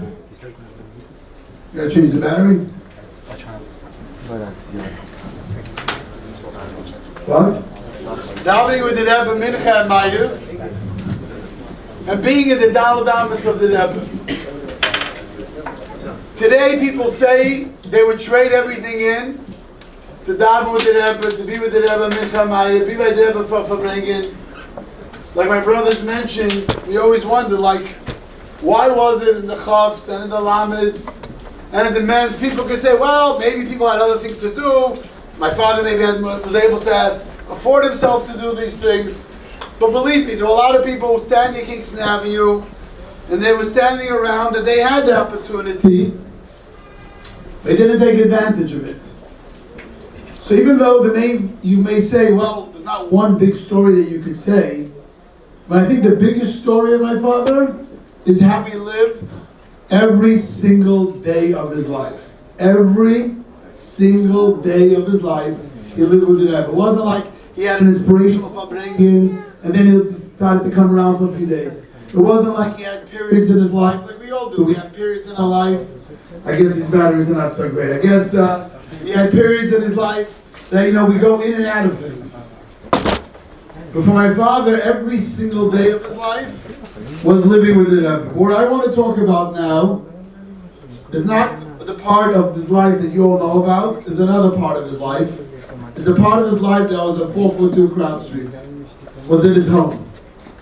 I know my father says a lot of times he doesn't understand this was all of his kids went on shlichus. But there's another part of my father's life that some of you know, maybe not all of you know, is his tremendous love and dedication and selflessness to his family, to his kids, and to his Einikach. For my father, his dedication to the Rebbe was obviously number one, and his dedication to his children were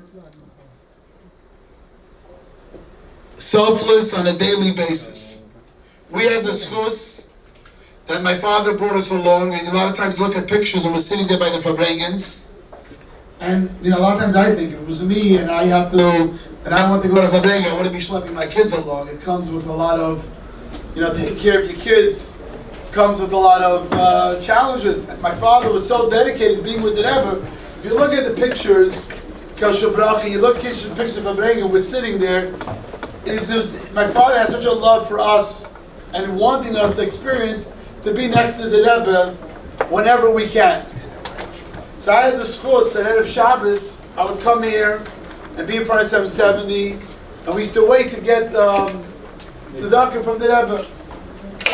So one time, the Rebbe came, and he gave tzedakah to all the kids.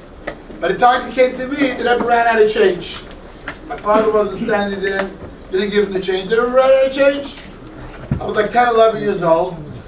So I figured that, I got so many times the coins from the Rebbe, this time I won't get them. So I walk out, I'm standing in front of 770, and I still remember like today. I was going down the steps in front of 770, someone taps my shoulder, the Rebbe's looking for you. So I run back in here. What happened? The Rebbe went back into his room, got changed, saw my father in the Gedei Talk and said, I think it's your son that didn't get tzedakah. So I'm going to, where's your son? I want to give him tzedakah, and he gave me a coin. So for us as his children, we always felt, all his children and his grandchildren, this tremendous dedication that he had to us and how much he cared about each one of us. And his wanting to us to go on shlichus was because he knew the great zchus we had, and he wanted his children to experience that zchus and to be there. And that's why when we went to go on shlichus today, it's a normal thing. Everyone comes over to you with a card. Here's a card. Could you give a donation? Those days wasn't common. My father used to go around collecting money for us to go in shlichus, and that was something that all of us siblings we always been so inspired. Every simcha he called us. Every simcha he wouldn't want to miss. He would always want to be there for us. To the point that for us, we were always right, and the teachers were always wrong. So for my father, if anyone he felt didn't do right to his kids, unfortunately he remembered it till today, and that's how dedicated he was to his kids. We also had this in our house, that not only he was dedicated to us to make a nice house, but in our house we always had guests. And sometimes I would walk into my house and I wouldn't know the people were eating by the table. So many bachrim came around our home during Shiva, and now they're already older people, that they grew up in the Kranais, the Chafs, and the Lamas. They said they used to be in my house. A lot of them would sleep in our house. In Tishrei, we used to have so many Bachim sleeping in our house, but my father wanted them to experience being in the Rebbe's Al Damas.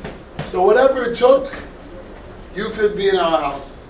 And it wasn't just for his kids, but it's also for the Bachrim who grew up in 770 and then went out in Shlichus. It was very difficult. It was the days before you had all the social media, and my father made sure of Geshem and the Harlig, and Leibel Raskin, and Nachman Sudak, and all the other shluchim that went out, the late Yuz and the early Chavs, and he would give them what they need in order for them to still feel connected to 770. My daughter last summer went to London, and she came by Nachman Sudak's house, and Nachman Sudak's wife told my daughter, so you don't understand what your father meant for Rav Nachman. He used to go every day to the mailbox and wait, maybe there'll be a package there, and he'll know with the green ink that's coming from my father. He waited on a daily basis. That was Mechaya Nefesh there. So that's something that was quite inspiring to us, that my father as a parent, my father as a chassid, didn't just preach it, but he lived it on a daily basis. And he didn't have to give lectures to us. He didn't have to tell us I'm such a great father. Like my brother said, he was very humble about it. But his whole essence, his morning, night, afternoon, was all about being connected to the Rebbe and all about his children and his family and his people in the community to have the love and the care and also to be Iskash to the Rebbe. My father wasn't only his kids to be Iskash to the Rebbe, he had a tremendous love and care for us, for everything that we need in our life. Also, another point was some shluchim told us that came during Shiva that they went on shlichus because of my father. That means you think everyone says it's the kids that went on shlichus, went to the Tater, maybe that was the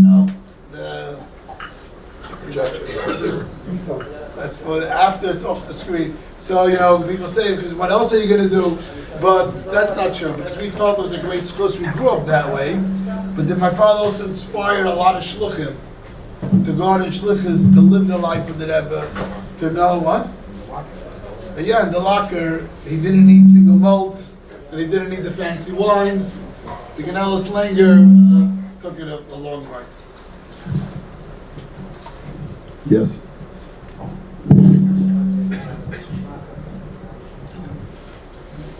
Just wanted to add, someone texted me and I knew that we should mention that Avshin, Lamed Beis, Shnasa Shiva. Is it working?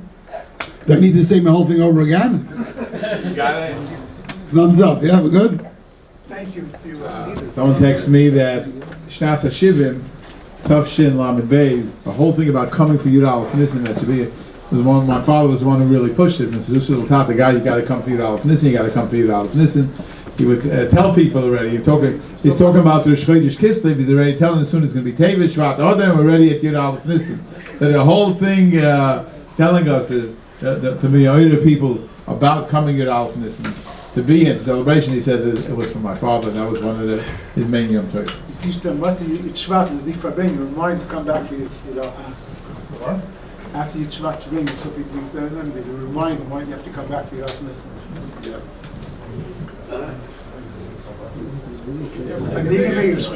Chodesh Kislev Nigin, and then we'll get the Mamshev. Mamshev on the Relemental.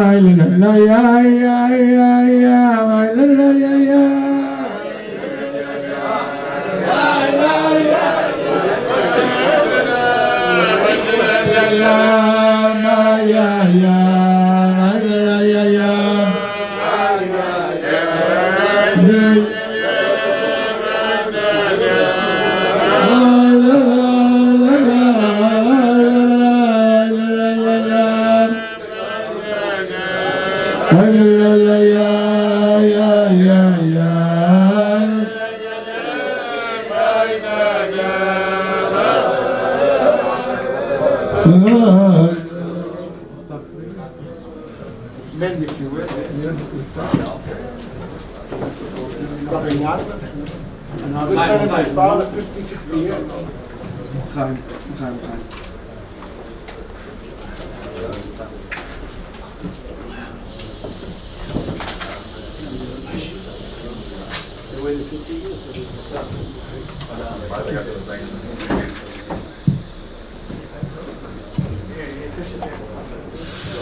I want to share some of my experiences growing up with my father and how he instilled in us to have the connection with the Rebbe.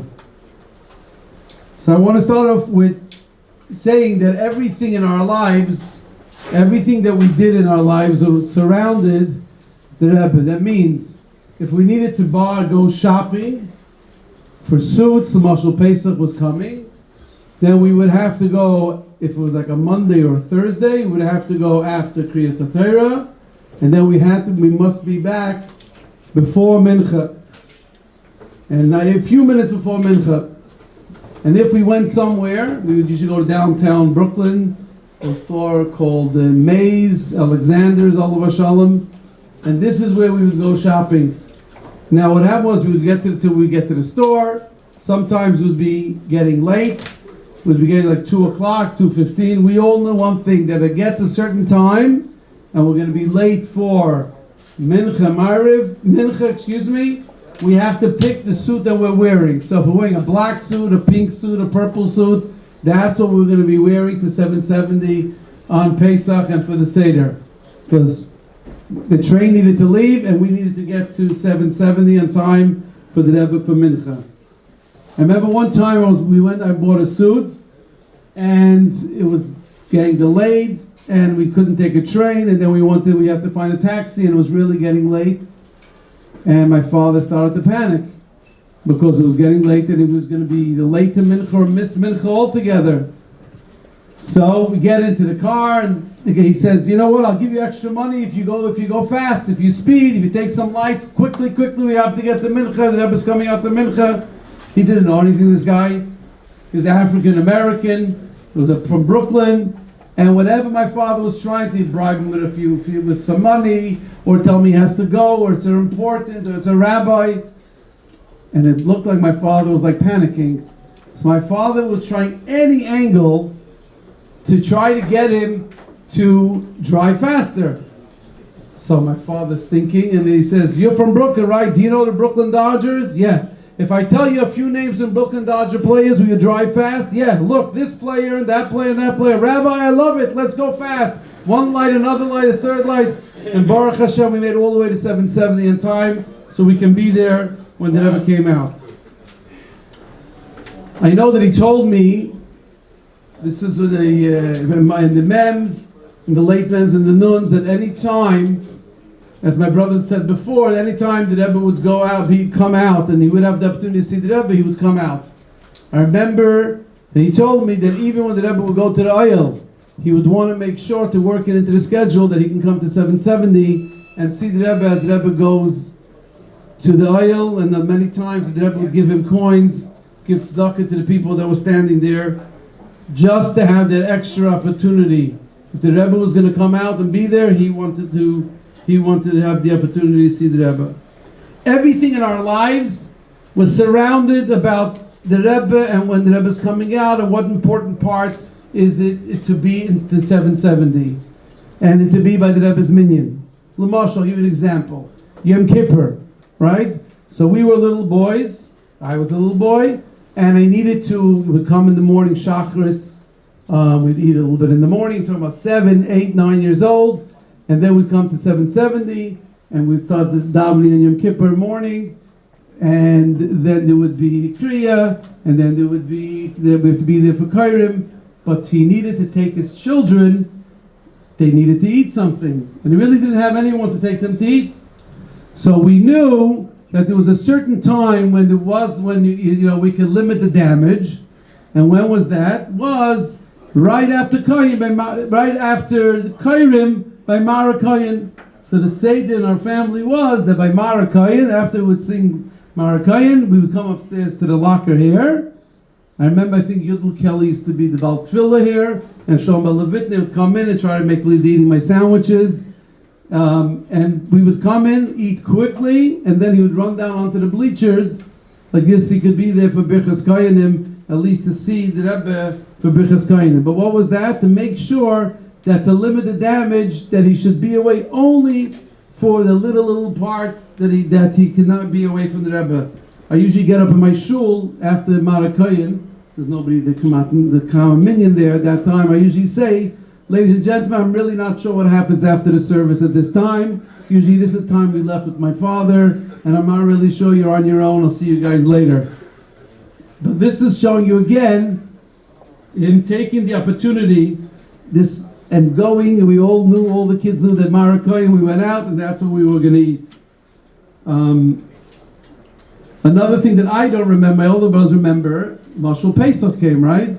So the times when the Rebbe would eat upstairs for the Seder, my brothers, I think, thought that the Seder started by Kadesh and ended by Manashtana, because my father would ask the Manashtana to his father.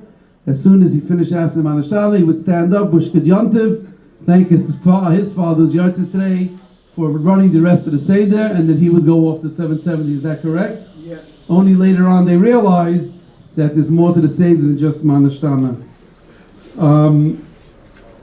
My father taught me that everything needs to be done in 770, as we spoke before. Actually, my grandfather Shloshim in Tavshim Memches on Chav Tes of Menachem Av was here, right here in this room, because he says, where else are we going to do the Shloshim for my grandfather? Was here in the room. Our brisin were all here, as Rabbi Kedlarski said.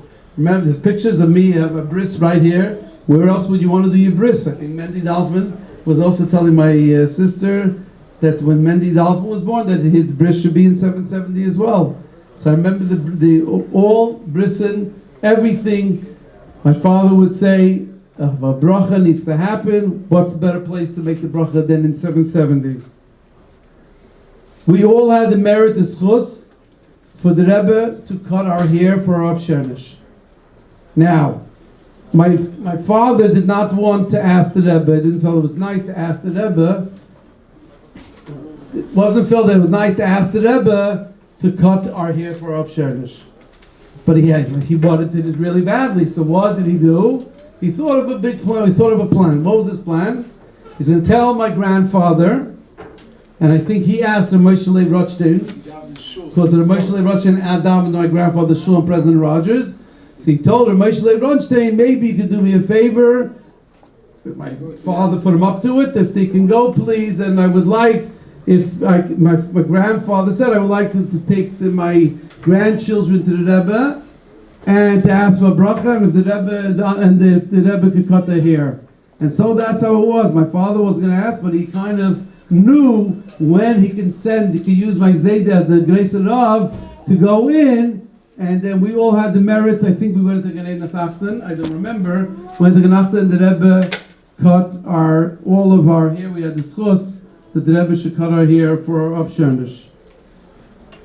Very special moment that that my brother spoke about, that he had, and I had the same moment, which was that every single Friday when I was growing up as a child, we had the schus that my father again would come very early to 770. We would try to be the first one in and the last one out. We would come on Friday and we would stand and wait for the Rebbe to go home. The Rebbe would go home for a few minutes before Shabbos. He would go out, go with the car, go home, and then come back. But every time he came in and out of 770, we had the schus to get coins from the Rebbe, which is beautiful. So every single week we would go and we would get coins from the Rebbe on the way in, and then the Rebbe would come back on the way out. I remember one time for myself, that one time I was standing there and getting some coins, and for some reason all the coins fell out of the Rebbe's pockets. Yeah, it just fell all over the floor. It must have been the Rebbe's pocket. It wasn't in his hand. So I remember jumping down to the floor right away, grabbing all the nickels from the floor, taking it up and putting it back into the Rebbe's hand and giving it back to the Rebbe. This was because my father brought me to 770, so we had this opportunity to be here and to be able to get all the coins and to get the brachas from the Rebbe. One time on Friday, my younger sister, I was standing with my younger sister Bini, and we were standing on the walkway between the two steps there, and she already lit Shabbos candles. And now the Rebbe's coming up from his house, and my sister lit the candles, and she started to hide behind me because she already lit the candles. And she's going, hiding as I'm standing here. The Rebbe's coming this way, and she's going more and more behind me. The Rebbe realized, looked at me, asked me, she's saying it's in Shabbos licht, did she light Shabbos candles? I said yes. The Rebbe just gave me coins, and just for myself. But again, the opportunity, because my father, I'm thankful to my father that he brought me here to 770 for every opportunity. But we knew also that when it's time to leave the 770, if you're not ready, he's leaving. So you better be ready no matter what. Not like in Chabad houses, the Chabad rabbis today, where the wife says another few minutes, we don't know which shirt to pick for the child, we don't know what color, what's the color scheme that the kids are wearing, they have to match. You wait, you come a little late to shul. No, when it was time to leave the 770, and the Rebbe, he wanted to make sure to see the Rebbe, and the Rebbe comes in, or the Rebbe goes out, you needed to be on that train, you needed to go, otherwise you have to find your own way to 770. So we needed to be ready.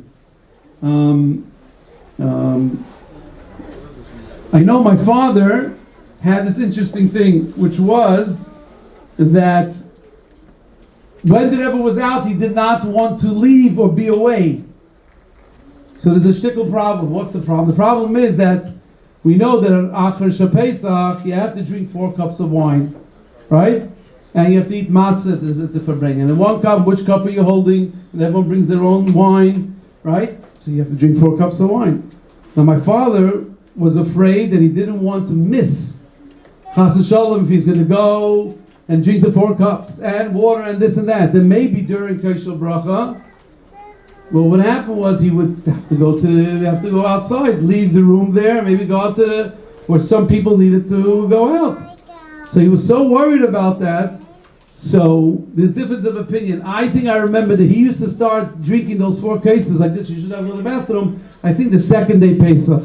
No, but really, I think he started early in the day. He would bench at 2 o'clock and then start drinking it because he did not want to Chas v'Shalom be away from the Rebbe for 1 minute. I think you told me that he said that he would drink it after Kesher Bracha. He would drink his 4 cups of wine.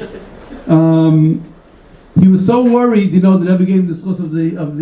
This is just our personal perspective. He was so worried that on Sukkot, what's going to happen Chas v'Shalom if he's going to oversleep? It was Sukkot, and if he, he's going to go lay down, what happens? He had a Farbrengen and he went to bed 1, 2 o'clock. What's going to happen? So first of all, his policy was he didn't go to bed. He didn't go into a bed. He would sleep on the couch. And then what he did is he set like 4 different alarm clocks in the house in 5 different rooms in case Chas v'Shalom he should be late or miss it. Chas v'Shalom, he was so worried. And Baruch Hashem, he never missed it, but he was so worried about it that he would have 18 people wake him up and 4 different alarm clocks. And Chas v'Shalom, he did not want to miss anything. Because my father taught us this and brought us with him, as you heard from my brothers and myself, we merited tremendous what are you trying to say? Shloshim, Keruvim, and brachas from the Rebbe. Because we were here. So I just want to share with you too, because my father slept me here, and that's why I'm here to say that I'm indebted, I'm grateful to my father that he took us and brought us and slept us here. So first of all, we know that he would take the little Esrog and he would give it to everybody to shake. He would also go in a few minutes later, and he would give the Rebbe something to eat and to drink in the sukkah. So somebody needed to hold the lulav and esrog. So a number of years, my older brother Shalom Meir had the schus, but when he went on shlichus, after he went on shlichus, I had the schus to be able to hold it up as lulav and esrog for 5 to 10 minutes while people made the bracha on the lulav and esrog. Another great schus that I had because of my father was a mill of Simchas Torah in Tavshim and Vav. The Rebbe turned to my father and told him during one of the kafers, Lernois von Zun, and it was only me standing there, Lernois von Zun vitzaklapen. And then he turned to me and looked at me and says, Lernois de tata vitzaklapen. I guess my father was standing there and wasn't clapping so much, and I was, 12, 13-year-old boy and making lebedik there. So, and then those that remember, the Rebbe started to make like a sleeping motion with his hands to Tati, to my father, that he's not singing. He made, and that he's kind of asleep during Simchas Torah. For those that remember, but on Mike Tree, he went something like this. He went like this to show that he was sleeping, right? And then kind of he said like, no, this is not the way to do it. The Rebbe made very, very strong with his hand. So that was a special moment. The other special moment about I am so grateful to, and I'll end with this, to my father for always schlepping me. When a rabbi says I'll end with it doesn't mean anything. That's just the third inning. Was but one time, my father on Friday, on Purim was on a Friday, and my father schlepped me with him to 770.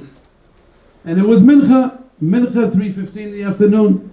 And what happened was, this is Tavshim and Aleph, and what happened was in Tavshim and Aleph, the Rebbe came out to Mincha, so people were miftzayim, or people were home had to give the have to do the Shalach Manas and do all the other things that go with it. There was a very small crowd here for Mincha. Then the Rebbe left and went to his room, and it was a few minutes later, and I'm standing by the locker of my father, and suddenly this running. There was there, and another person was there. He's also part of the story. And basically, my father's a locker because he would have to close up 770, so he wouldn't rush right away home. And suddenly the Rebbe comes running, this movement that people are coming, the Rebbe comes into the room, and they close the door, and the Rebbe saying a mimer. So my father grabbed wine, I was standing with him, we grabbed the wine from the locker, and he basically, wine in the cups, and we went into, and we came to the back door, it was closed, we banged on the door lightly, and it was very full over here, and the Rebbe was sitting saying the mimer here, right over here, and Rabbi Chadika was standing next to the Rebbe. You came a little later. And then there was no room. There was no room there. I remember standing kind of right next to the Rebbe, and the Rebbe was saying the mimer, and literally standing where there was no room between me and the Rebbe. And the Rebbe finished the mimer, and then after he finished the mimer, he turned to said L'chaim. Then he turned to me. I'm 8 years old, and he said to me, he's standing right to the side of the Rebbe, he says to me, "Does Chazak L'chaim?" And I said, "No, you don't remember this." But Levi Garag, I know Levi Garag was here because he poured me a full cup of wine, and I said L'chaim to the Rebbe, and I finished a full cup of wine. So I know for sure you were here. You don't remember pouring me the cup of wine, you told me, but you poured the cup of wine that I said L'chaim, the Rebbe said then on Akbalas. But this was because my father taught us always that whenever you have the opportunity to be in 770, to be next to the Rebbe, you should be there. And because of that, I merited so many great kiruvim and miracles and brachas and coins. And for that, I am grateful to him. And may we merit to see him together with the Rebbe in 770 Meir of Yemeina Mamash. Just for the record, someone texted me this Mem Zion that the Rebbe turned. Is he Yossi Lu? Mem Zion, sorry.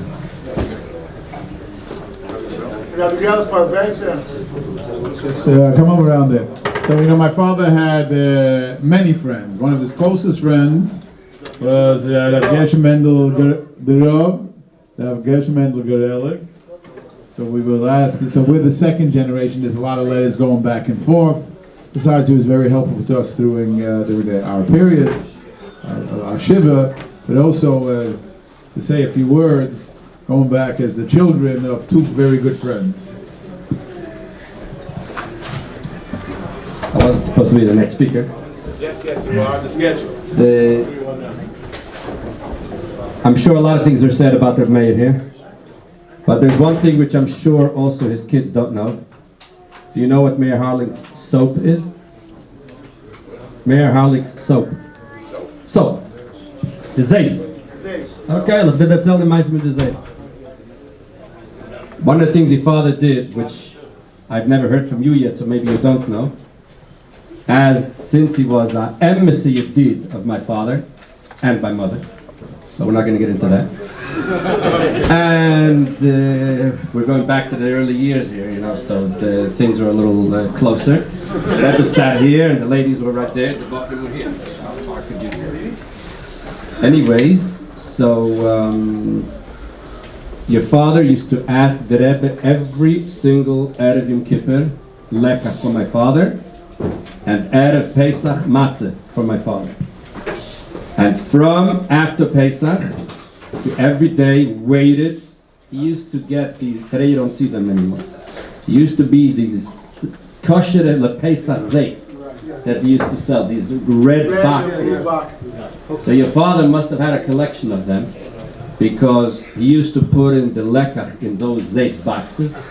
And from after Simchas Torah, every day we waited for the zayt box, because we knew that the lekach is coming. But since those days to send things was very expensive, so he would send it by ship, not even airmail, because a box costed much more money. So the minig used to be, we're talking about the chafs here, I'm not that old, but it was the chafs. On Yutes Kislev, my father used to give out brekelach to everybody from the lekach, and on Lag Boimer, my father used to give out brekela of the matzah. So this was Meir. We used to look forward to Meir Harlig's Zayt. That was one thing. When I came to the Rebbe the first time in Tafshin Chav Ches, I was 7 years old. Today, by Kinus Shloshim, we have 1,400 kids, but when I came then in Chav Ches, I was 1. So I had the Rebbe to myself. The father used to help me. I was a balabatische kid. I couldn't daven with the Sidurim in 770. It was all ripped. It was all that stuff. He always used to make sure that I have a nice Siddur, you know. So I used to daven right there. And the Rebbe's table didn't really reach till the Oren Kodesh. There was like a space in between. So the first time that I davened Mincha here, the Rebbe sat down for Chazaras HaShatz. I came from Balabati Shul after the Mendik Tapela Kodesh was to there was no place where to sit. Everybody's standing. And I found if I go over there, I could sit on the bench. So I sat on that side of the bench, and the Rebbe was on this side. The Rebbe looked at me, I looked at him. But then, 2-3 times, I did it only once. But then I had competition. I wasn't the only child that came. A few days later, Mitamol Meir Harlig shows up. So we were 2 boys here for those minchas. And one day, what you were saying about the fact of being here by mincha, I stopped mincha here. We were here for 2 months, but in between I went to Pittsburgh, whatever. So one time we had to go to Pittsburgh and we had to catch a flight.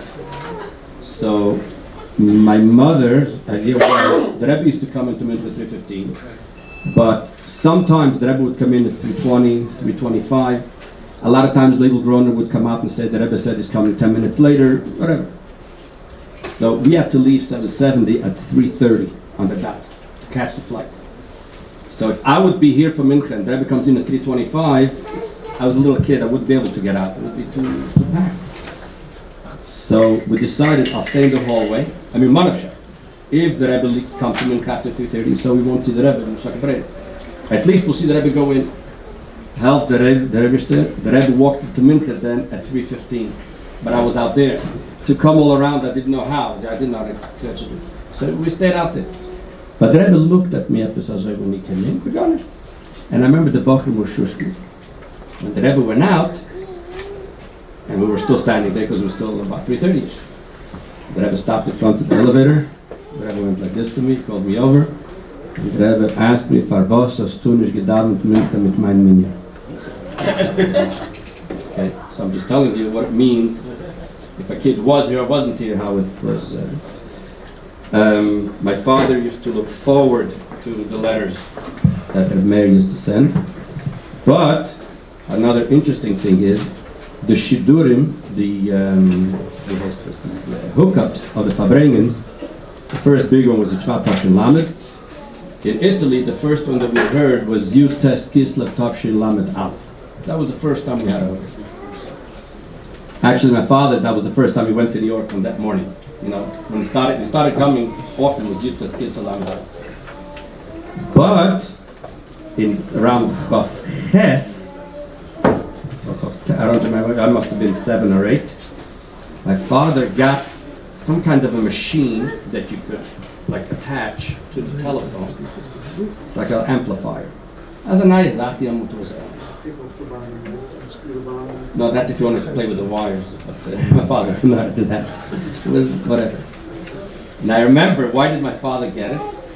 Because after every Yom Tov, it was after Shloshim, after Kislev, after Pesach, Meir used to call my father and give him the nice what's happening in his house.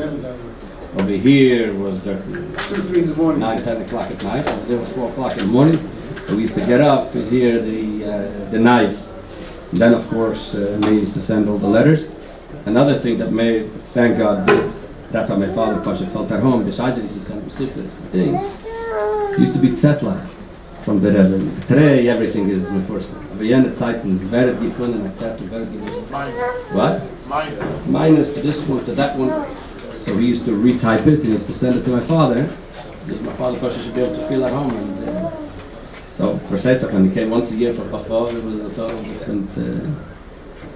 So there's a lot of hakaras hatov which is needed to be given. When I was a little kid, to me, 770 was on the other side of the world. We had a great Rebbe, and they always trying to metay what the place looks like. So I knew that the Rebbe had skirim. But then I remember the Megillah is gammal gestanden. Wenn die Shluchei HaMelech was schicke die Briefen, schicke die Sachen, to me that was Meir Harlig. That was yeah. So that was the whole thing that tonight we should be reunited with everybody. Thank you very much.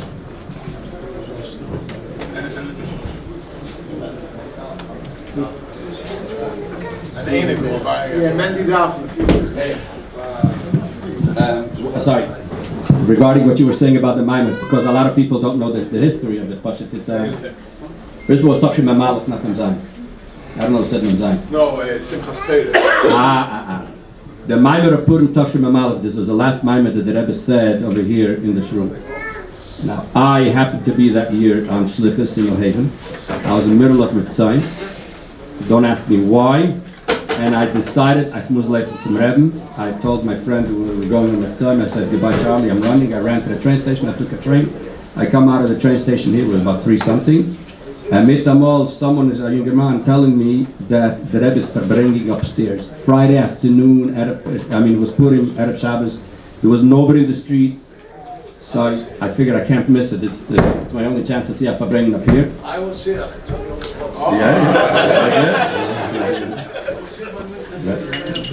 Yeah. Anyways, but I'm saying it the way I saw it.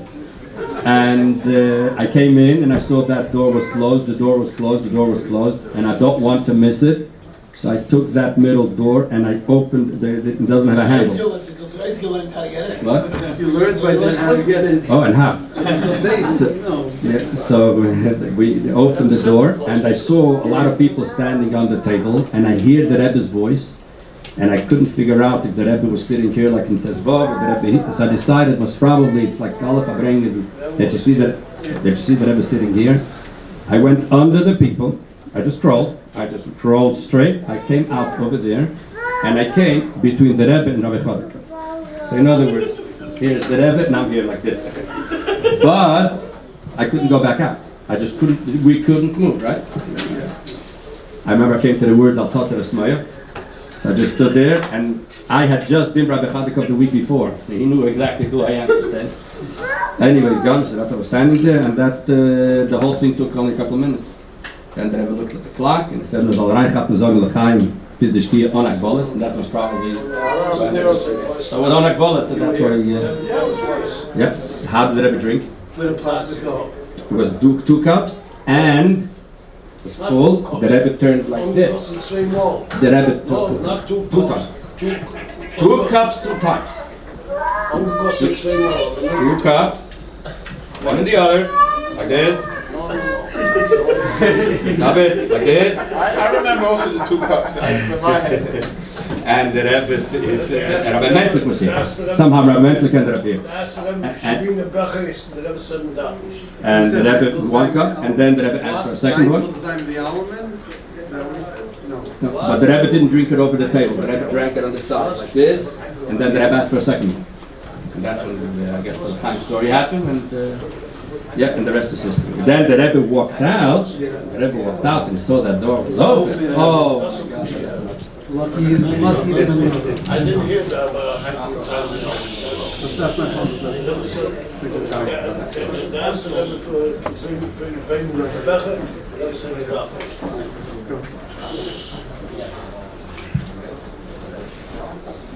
So first of all, my dad was here. He definitely was screaming that while we're speaking in English, not in Yiddish. So we already strike out one. First strikeout.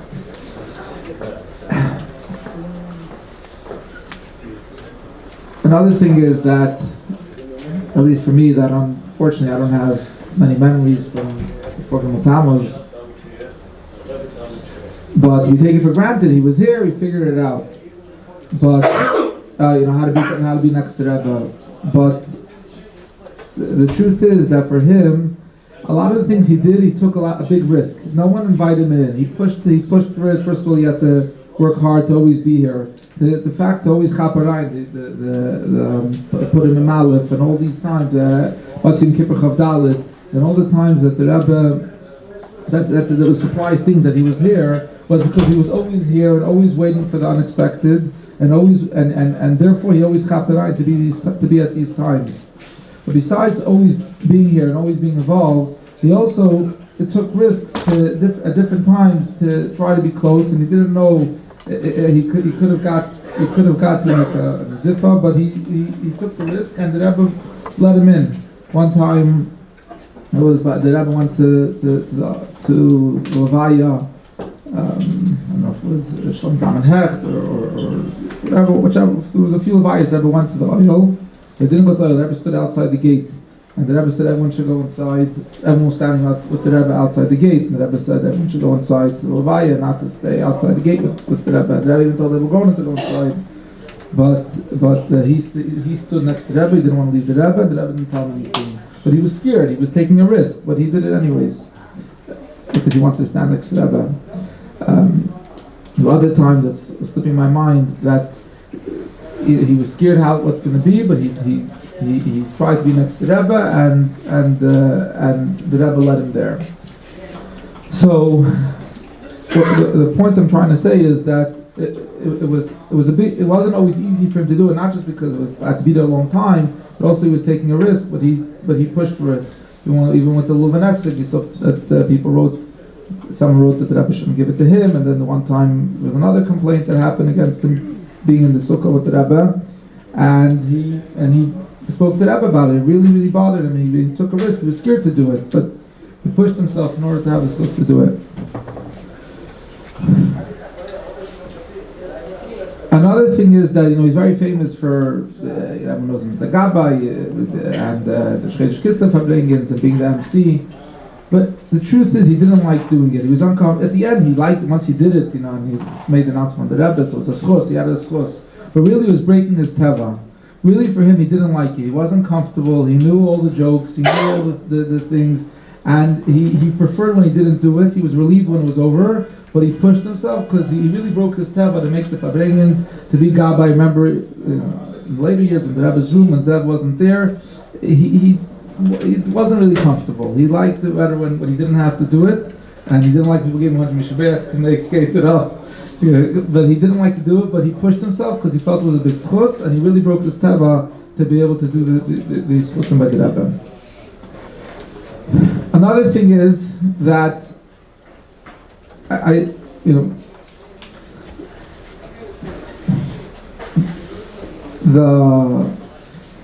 when it came to, we saw by him that after Gimel Tammuz, and unfortunately there were divisions in Lubavitch, he pretty much stayed good with everyone on both sides. Yeah, he had his own way, but he didn't. He was always friendly with everyone. He said hello to everyone. He did not get involved. He didn't choose a side and make enemies with everyone on the other side. He stayed good friends with everyone. He used to go, without getting into the official thing, maybe we close the Zoom for a few minutes. But the point is that, without getting into examples, I thought it was a very big milah that he stayed, and same with your father, Geshem Mendel. There were certain chassidim, Shmolu, that they stayed good with everyone, all maskiras. They were friendly with everyone. They didn't make.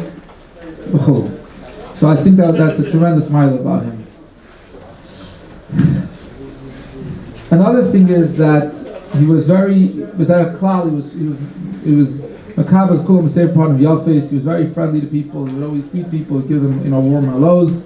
And the few kids that were in the Rebbe's room, that they were all, even kids, Bachrim kids, everyone was his friend. Even when he was older, it was all Meir, and it was all very friendly.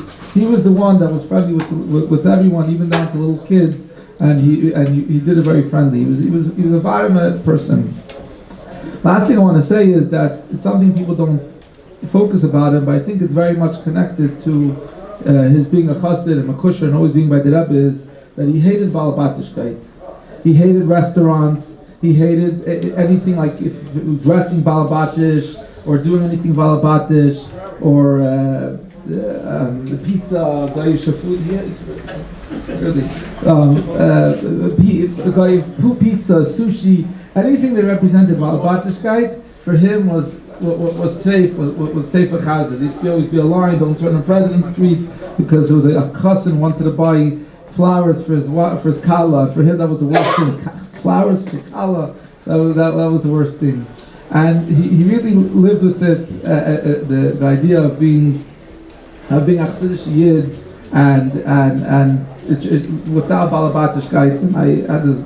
I lived with him for many years, and his house, he always had that. He never cared for fancy furniture, fancy food. He never poured him food takeout. The biggest would be maybe Mermelstein's. That was the most he would get from somewhere, and he didn't even want it. For him, it was nimas because it represented Goyishkeit. He was excited. He would never go without his hat and kapata, even if he was in Florida or Vegas where it's hot. He always would dress like a chassid proudly, and in every way. He saw deodorant. He screamed. We think that Rebbe would use that. He couldn't stand no umbrellas. He always wanted. He was always a way of.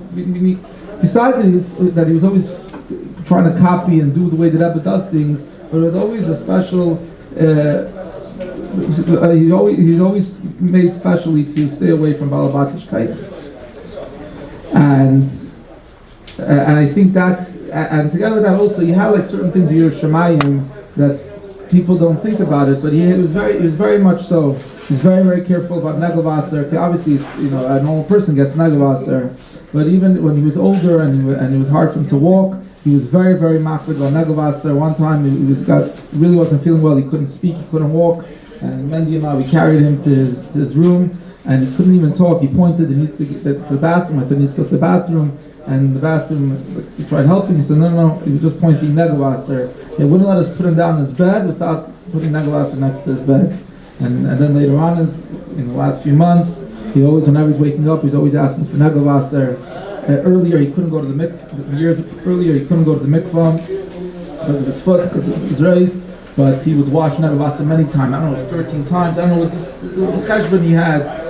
That he would wash extra, but small little things. Shnai Mikra, every Erev Shabbos he would sit by his place and do Shnai Mikra, and he would keep the Rambam. He was always very careful with. He would learn the Rebbe's Maimar and Sichos. He would sit every night for 2 hours by his desk and he would go through different Kfiyasin that people don't think about it. He was very tzinu. He would never talk about himself. He would never. I lived in the house many years, and it was always took years to find out a new thing that he does. Certain fast days he fasted, certain minhagim he had. He would never talk about himself. He always kept everything a secret.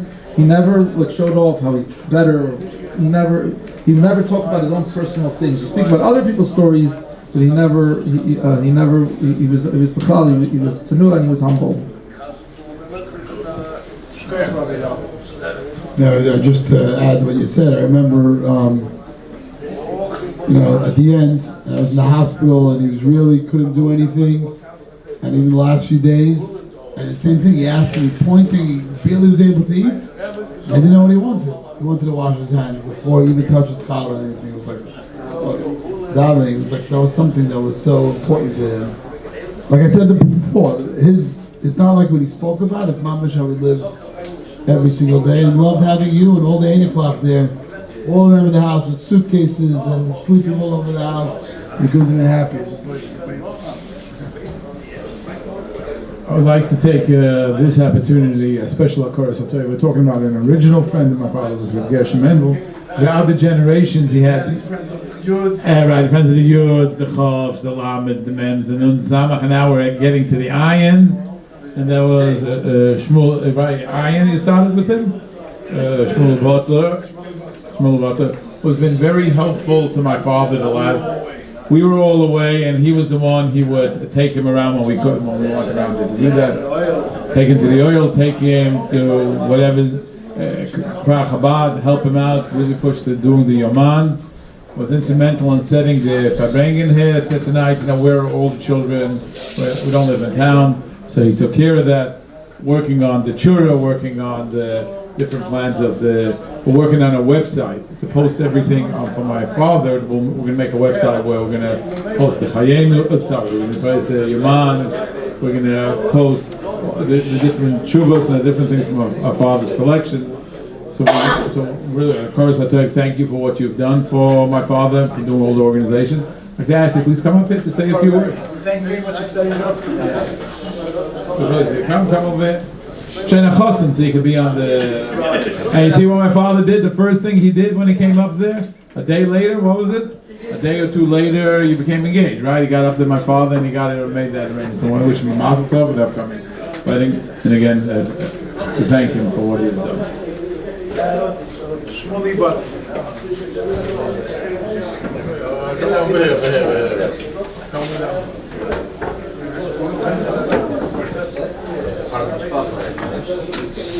I mean, he was the last crowd with him and a couple of his friends. So, yeah.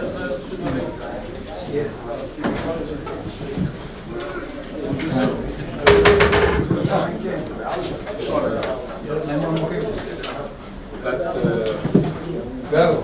The barrel that we're working on.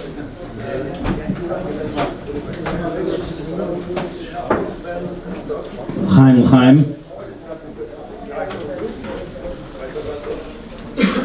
Came Dale Maltame that it was my first time ever speaking in 770, definitely on a microphone. Following after we heard from all the Zechrenas and people that knew the Meir throughout the years, like you said, we had people here from the Yuds, from the Chavs, from the Lamed. We following Mandy Dolphin. He deserves actually a special thank you that I got involved with his Zayda. I remember when Mandy was already getting married, he asked me to help walk the Meir to 770, help take him to Leil after Mandy got married. I was by the Leil today, every Chodesh. I always bring the Meir Kemat, and ended up being almost once a week. I bring him to Leil. And I almost felt, the past few times I went to Leil, almost felt a little funny. Walking to Leil without him. Most recently we went with Yossi. Last time we went to Leil was like Meir and Pesach Sheni. And the Mount Amaisa, I remember Meir would always call me up. Those that knew him, he held it very in his mind. Forget about the little notebook with Aliyas. He had a cheshbon of what the Kriyas was for like the next 3 years. When Pesach was, when Rosh Hashanah was, he knew it. Besides for the Aliyas, he had always a cheshbon. He'd always tell me for the next 3 times he already had what days we're going to the Eil set up. And I remember one time, somehow it fell out that something about a Rosh Chodesh. So I don't remember what the Kriyas was. He told me that Amaisa actually has to do with today, with Rosh Chodesh Menachemov. He said at one time the Rebbe, I think throughout the years, maybe Chaim Yisrael, no, I think throughout the years the Rebbe only went to the Leil, I think 4 times in Rosh Chodesh. Right? Right. So I think it was Rosh Chodesh Menachemov Toshin on Aleph. Toshin on the Rebbe told Rabbi Groner that he wants to go to the Leil. And Leibel was shocked that the Rebbe is going to go to the Rebbe. All the years the Rebbe never went to the Leil. And the Rebbe told Leibel, so something today, Maisa has to do with today that I heard from him. And I think something, tonight's Arna Kain Zertzeit, this Maisa that Meir said that he went to the Leil, that everyone went to the Leil that year. There's something Mendy Dalton touched upon a few Nekudas of that Meir exemplified throughout his life, that not many people, everyone spoke about the Meir's Iskashus tonight and many other things, but there was a certain Nekuda of that he had almost, like Arna Kain. After Gimel Tammuz, even though there was in the saying Shabbos, the Meir always smiled to everybody, even if he couldn't stand the person. He gave everyone a smile, greeted them like a good friend, whether it was young or old, anybody. And I remember there was a certain issue that happened regarding the Shchedesh Kislev Rabbedangens. And I was in touch then a lot then with Harlig, with Shia then. And there was the Meir had all the rights to let's say to blast the guns, and he told, and there was even a few people who were coming, preparing letters. He should put out this and that, and Havadas and Pashkil, and he said, "Kol Masadik iminolli." So I remember he backed down right away, and whenever there was anything, if someone would baret, he would always distance himself from doing anything publicly. And so many Dalton mentioned a few Nekudas about how he was medactic b'mitzvah, something not.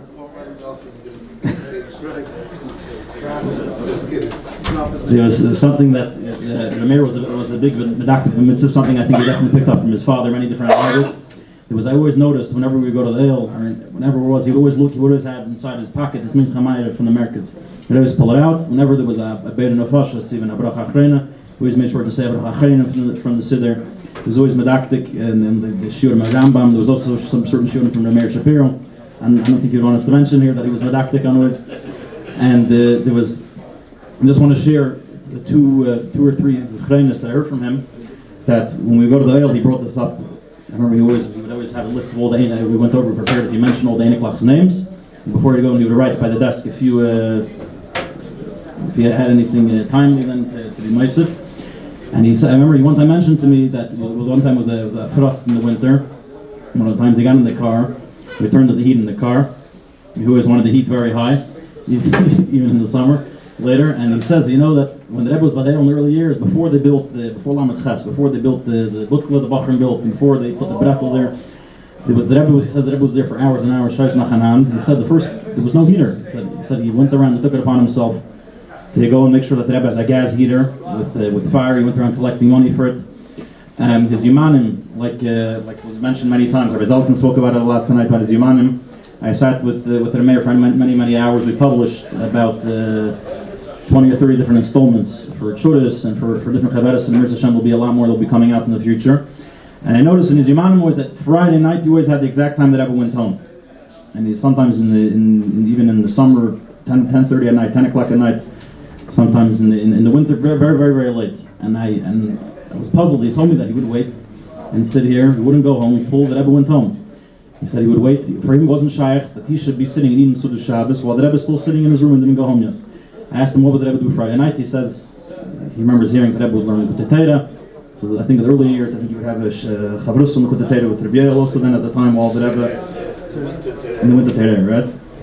And this is like it was mentioned also about the Farbrengen, that there was one time him and Achamov, Rabbi Kabel mentioned him and Achamov, he was Chavhei. When he went up to Gan Yisrael, then he missed the Farbrengen then. And was Merveisen, I don't know, maybe Gan Yisrael maybe will correct me if I'm wrong. I think there's only 2 Farbrengens that a Meir missed, which is a lot more than any of the people from Chali Maskidis that he was by. That he missed only 2 Farbrengens. One was from him and Achamov, then the other one was by 3 Shabbos and working Farbrengens. Then the Shabbos Hazir Mitzvah was by Morty's B'dis, then he got a minor, right? Yeah.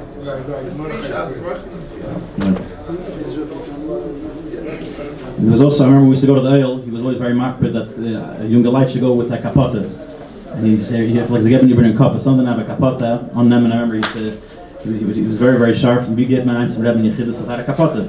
It was maybe Rabbi Harlig will say the story maybe later about the kapata. And there was all these different things that he was, I think it was a Maisa, somewhere in the group now, like it was, I think it was a Gershaman last Rebbe. So maybe someone after the Chas asked the Rebbe about a kapata. He says, was there someone else? And the Rebbe said, as the Greek and the Madrega from Meir Harlig can get at the kapata the ganze Woche. I just want to land off that it was something that definitely I could chayit in a little bit, the fact that the Meir always was makpid to go to the oil whenever there was an opportunity in the earlier years. This is already right after Maltams, the Meir had his Makan Kavu on the oil bus in the front of Yossi Dunan's bus. Later on, even whenever he had an opportunity, even when it was very, very hard for him in his later years, even when he was in the wheelchair, he would always try to find an opportunity to go to the oil. Abbas Meir and Ken, he would always say that we're mamash right over here in the Rebbe's Dal Lamas, whenever we have an opportunity, Chassidim should go into the Rebbe. And even in the 70s, I remember by the Meir, there was no option. Even if there was a time that went to start Sadibris against Zer Shver, there was no Agudah shul for him. There was no Menachem Nachem. There was either 770 or no shul. It was something that I think we can all take. Is another shul besides 770? Something that we call take a lesson from. And I just finish off the last thing when we were in the hospital. The was Matzah Shabbos then. I went with Yossi then. Shalom Ber was there then in the hospital. And I remember he was in Gefährlich Yisurim, and the one thing I remember he wanted to know was about there's 2 things he wanted, but there was one thing that I'm going to speak about was B'nai Geya, the Siyum Sefer Torah for Yaldi Yisrael. This Chaf Nachamov is going to be the 8th Siyum Sefer Torah for Yaldi Yisrael. It's going to be taking place by the Kesel, arranged by the Meir's good long-time friend of Shmuel Greisman, who was one of the Shloshim that he would always send the updates and the news to of what's going on in Beis Chayinu. And I remember then I Rabbi Greisman the whole time was always asking me how the Meir's doing Gesund. So I video called him then, and the Meir wanted to know right away what's doing with the Siyum. Who helped me? Where's the Sefer Torah holding? Who's going to put on the Kesser? Where are we talking to finish it in time? Remember, he was very helping cup, even in his last. All the water is being sponsored. Yeah. By the Siyum. Yeah. We're sponsoring the water. Hakopanen, well, the Niske Zanza from the Rebbe Dalamat, we Galeno, and there's no question that the Meir is right there, going to be Imam Mashamish the Rebbe, and he already is now. I want to say two things. One thing is just another, Shmuel reminded me of my Zayda. Whenever he would eat, he would put on in his house, for breakfast, lunch, supper, he would put on his hat, and he would only eat with a hat, so he could wear a hat when he makes a bracha. So he was makbid everything. He's wearing a hat when he's making brachas. Number two, when he was in rehab and also in his house, we were announcing Shmuley. It was very nice. So it came out of Yom Kippur, and Shmuley brought him in the rehab. He went in his place from COVID. He had to take COVID test. Shmuley brought him a chicken into rehab, and he Fish. and there was chicken in the house. But Shmuley took care of him. We appreciate it, Shmuley.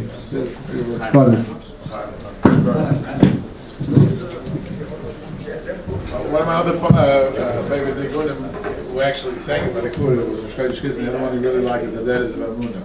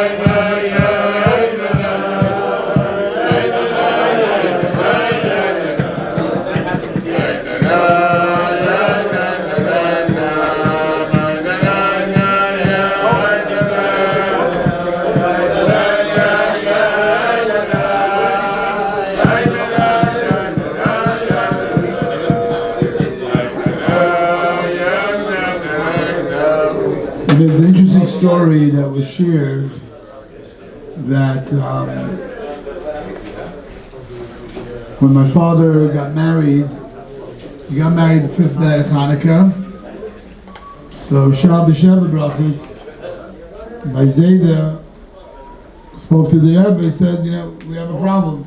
I want my father to come Shah B'Sheva Brachos to the shul. It's very chashuv, shul. A lot of Balabatish Yidden went there, a lot of Chashvi Yidden went there. They weren't Lubavitchers, also Lubavitchers. And my father was the only child.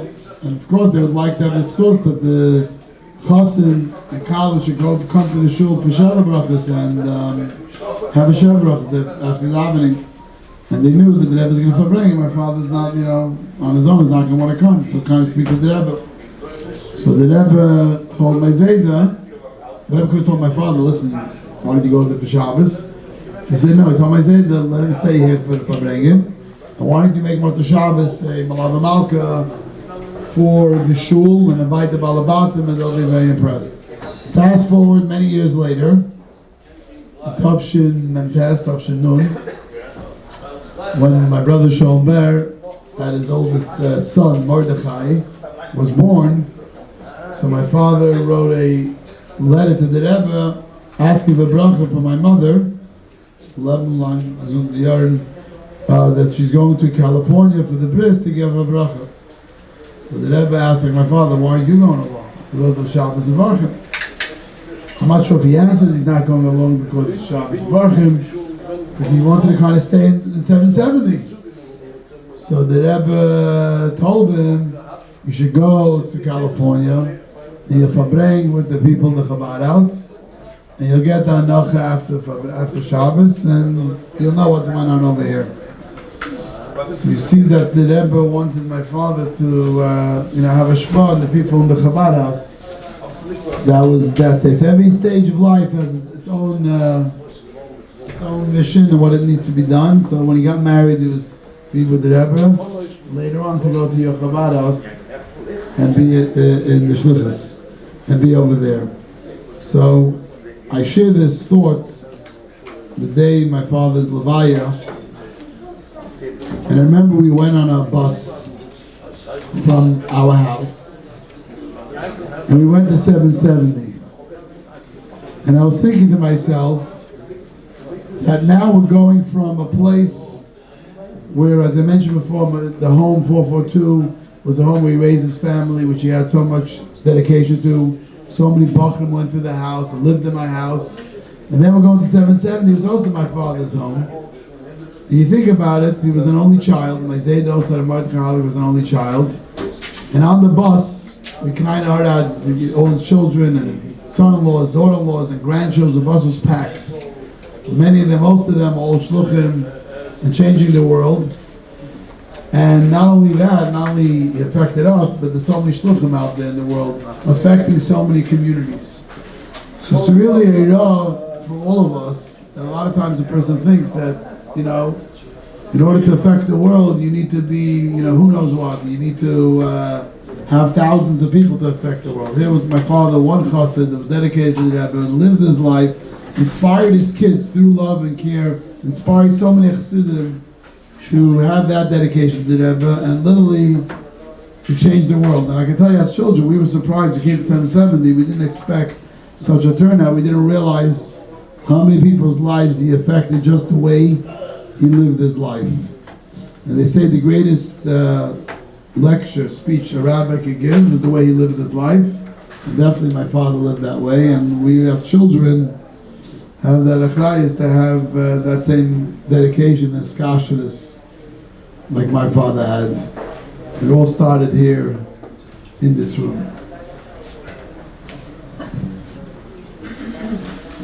One thing was the Sunday morning when he was in Nifter, I walked out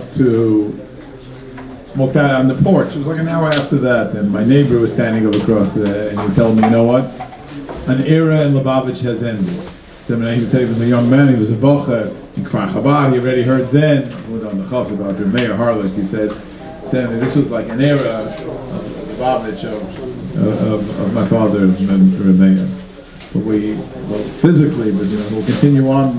We will open moving the hands and the feet, and all the people are inspired to continue to live what he has taught us. One year, Hashan the Rebbe, my father finished giving out people Venesser, and then he went into the Rebbe's sukkah, and the Rebbe was sitting in the sukkah. It was after davening. And the Rebbe told him if he could please call up the Rebbetzin now. The words the Rebbe is Balabosta. If you go call up now Balabosta, the Rebbe's Balabosta, the Rebbe wants to go home now and eat Sudas Yom Tov. My father said okay, and he went into the Maskeras, and he picked up the phone, he called up the Rebbetzin, and my father told the Rebbetzin that the Rebbe would like to come home now to eat Sudas Yom Tov. So the Rebbetzin told my father that to tell the Rebbe that the Yom Tov meal is not ready yet. So my father went back into the Rebbe's sukkah and told the Rebbe that the Rebbetzin said that the Yom Tov meal is not ready yet. So the Rebbe told my father to tell the Rebbetzin that she shouldn't rush with making the meal for Yom Tov, and whenever the food will be ready, he'll come home to eat. So my father went back and told those words to the Rebbetzin. The Rebbe said she shouldn't rush. Whenever the food will be ready, he'll come home to eat. Then my father went back to the Rebbe's sukkah. He said, the Rebbe said, if that's the case, usually, as you all know, that on Yom Tov, they used to announce what time Mincha is going to be. So they already announced in a certain time. So then he told my father, if that's the case, because the Rebbetzin is not ready yet with the Yom Tov, with the meal on the Shana Rabbah, we're going to change the schedule now. And get me ready a minyan upstairs now. And also, not only shouldn't get me just ready a small minyan, but also don't announce it to the people that I'm not going to daven the regular time, whatever I was going to daven before, but we're going to make mincha early. And then even, my father didn't ask many questions why, but he told, the Rebbe told my father, the reason why he shouldn't announce to anybody now that I'm going to be coming out to mincha in a few minutes right after you organize me a minyan, because I know right now all the families in the Crown Heights are all sitting with their husband, wife, and families and eating Sudas Yom Tov. And if you're going to announce it that I'm making now a minyan for mincha, so everybody's going to run away from the houses and come here to mincha, and I don't want people to run away now. So therefore, and run to 770, so therefore don't announce it to everybody. And then he said, after mincha, I'm going to go home to eat, and then I'll come back later and give out lekach. And that's what the Rebbe did. My father organized within a few minutes a minyan to the Rebbe for mincha. The Rebbe came inside and davened mincha. Then after mincha, the Rebbe went home to eat Sudas Yom Tov. But one of the lessons we could see from there, a very, very powerful lesson. If somebody goes home, wherever you, in your family, your spouse makes you dinner, if it's not exactly a lunch or breakfast, it's not exactly ready in time, if the Rebbe could change the whole schedule so everybody else shouldn't be that concerned about it. I'll tell you another interesting story. I remember once as a kid, the Rebbe was going home, it was some Chosteres at night. First there was a upbringing, then there was a kafis. Then after a kafis, as you all know, the Rebbe used to walk home. So the Rebbe started walking home in front of 770 on Eastern Parkway, and my father's walking behind him. And then when he came to 2-3 houses down, the Rebbe saw an elder chassid was laying on the floor who didn't feel so good. And they were speaking about being an ambulance, a doctor, who's going to help him out. And he was laying, didn't feel so good, so the Rebbe was waiting to see what's going to happen. There were other people already there trying to help him out. They just stopped because he saw what was going on for whatever reason, but there was other people already helping. Then after a few minutes, he turns around to my father and told my father, if you could please go now to the Rebbetzin, you tell her that he held himself up for the reasons that he held himself up now, and to tell the Rebbetzin he's going to be home right after another few minutes. He'll be home, and so the interesting thing is over here. So she won't be worried that he's going to be another few minutes late. So she shouldn't be worried. So I asked him, Father, so what happened? So he told me that when he came to the Rebbe's house, he walked up the steps, and as he walked up the steps to the house, he saw the Rebbe looking out of the window. When she saw my father walking up the steps, she came downstairs, and she asked him what's going on. He said, the Rebbe told me to tell you that he didn't feel so good, so he held himself up in a few extra minutes, but he's going to be home soon. So then my father started walking back to Somerset down Brooklyn Avenue, and then he met the Rebbe on Brooklyn and Eastern Parkway. And the Rebbe stopped and asked him what happened. He said, I came to the house and I told the Rebbe, he said you're going to be a few minutes late and not to be concerned. The Rebbe told him, thank you very much for going, and he jumped it. But you could see here a very, very powerful story, if anybody can even imagine it. There was a upbringing. There was a kafis. We're talking about 3, 4 in the morning, and the Rebbe was concerned that if in another few minutes, that he's only going to run a few minutes late, even though he's already hours and hours in some assembly. So it looks like the Rebbe really had a kind of a schedule. He knew exactly when he's going to be home, even though we're talking about 3, 4 o'clock in the morning. Another interesting, as you know, that from when the Rebbe became Rebbe until Tafshin Lamed Ches, for whatever reason, there wasn't really any hot water by the Rebbe's room. So, but the Rebbe, the only food that he had in his room was he had tea in his room. Where the tea used to come from is the Rebbe used to make it, and either my father went himself to pick it up, or if he couldn't, for whatever reason, if he couldn't pick it up, he would send somebody else to do it, but usually he did it himself. Now the schedule was like this, that some days she would leave the hot water, the Rebbetzin would leave the hot water by the door, the thermos, and some days, if when he came to the house and the thermos wasn't by the door, then he would give a knock on the door, ring the bell, and he would go inside and wait till the Rebbetzin finished making the hot water and pour it into take off the stove, pour it into the thermos. And sometimes then the Rebbetzin will talk to him a few minutes, ask him different things and speak to him about different things. So one of the times, while she was making my father came to the house and the thermos wasn't outside, so he knocked on the door, she opened the door, and she was getting ready to hot water in the thermos to put it all together, to give it to him. So she started just like asking, so how is my mother doing, how's the family, how's the kids? So my father had an opportunity, so he told the Rebbetzin on me that was a little kid then, maybe 4 or 5 years old, that in the last few weeks I'm getting a lot of colds. And the doctors suggested I should take out my tonsils. Whoever knows, in those days it was pretty common they would take out tonsils. So the Rebbetzin told my father that something that they wish to put in you, there must be a reason, and he shouldn't take it out. Then she told my father, when the Rebbe's going to come home, I'm going to re-ask him the same question, hear what the Rebbe has to say. So a few days, so then I guess the next day or two, when he came back to the house again, and he knocked again the door because the thermos wasn't outside. She opened the door, she went inside, and she gave him the thermos, not water. And then she told my father that the father didn't ask her what happened. She was standing, he went in, he says, when the Rebbe came home, I did ask him, and the Rebbe asked me what I said, and I told him what I said, that something the Rebbe put in, he shouldn't take out, and the Rebbe agreed with me that some the Rebbe put in shouldn't be taken out. He gave the bracha, and Baruch Hashem, my colds went away, and I didn't have to take it out, and the rest, as they say, is history of that. So these are some of the stories I found in there. And also something's interesting, sometimes when he would bring the tea, different times she would give the Rebbe, my father, different errands to do, like sometimes when she used to get for the Rebbe a new talis, she would give my father the talis and ask him if he could put the tzitzis in it and then bring it back to her. So my father sometimes would make the tzitzis and then she would bring it back to the Rebbe.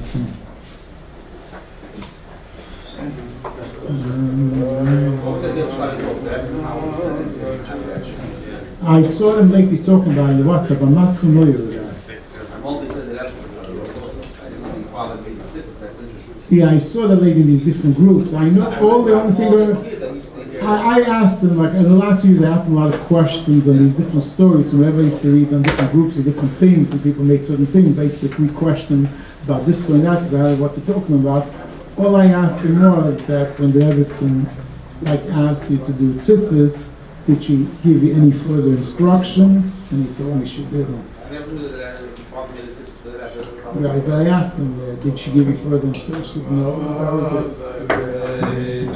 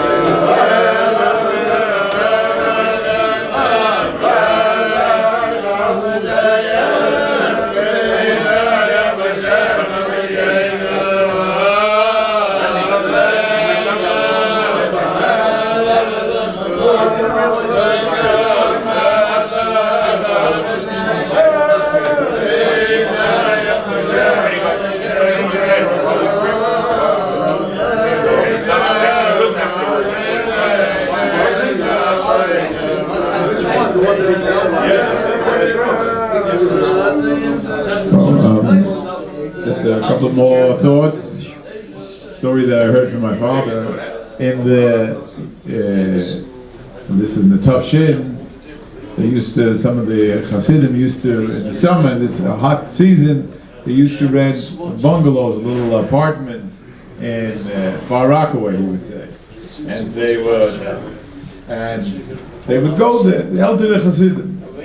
And they suggested, someone suggested on the Elder Chassidim, this is before talk, that they should, the Rebbe should also go there for, spend a couple of days. I believe again he said it was a Far Rockaway. So the Rebbe responded to them, he says it doesn't stand. For Bissel frische Luft, he should give up of a day seeing the Friedrich Rebbe, to go over there. So he said that, he's not going to give it up, there's kashas over there. To be connected, he says, every single day to sit and to watch the Rebbe, to be with the Rebbe. When now the Shloshim, he's supposed to learn in Mishnayos, right? So I learned a Mishnah that caught my attention about the lack of discussion. I was learning about, it was from Sukkot. So over there it tells us, they ask the question, when are you making nanuim on the sukkah, on the lulav? So there's one opinion that says Hoidul Hashem, and then it says Ona Hashem Mashiach. That's Beis Hillel. The Shammai says he also say Ona Hashem Atzlicha. Right, that's what they're doing it. So Rabbi Kiva was a Chassidish young man. He says Toifel Yisi B'Ragam Rabbi Yeshua. During Hallel, what was he doing? He was looking at the Rebbe. He was looking at the Rebbe Rabbi Yeshua, and he says that everyone was being menaneh of their lulav. They didn't do it about Hashem Matzlicha, only about Hashem Mashiach. Now, what caught my attention is, first of all, what kind of Hasidim over there, people is, the Rebbe's over there, Rabbi Gamliel and Rabbi Yeshua are doing it only by Hashem Mashiach. They are doing it also by Hashem Matzlicha.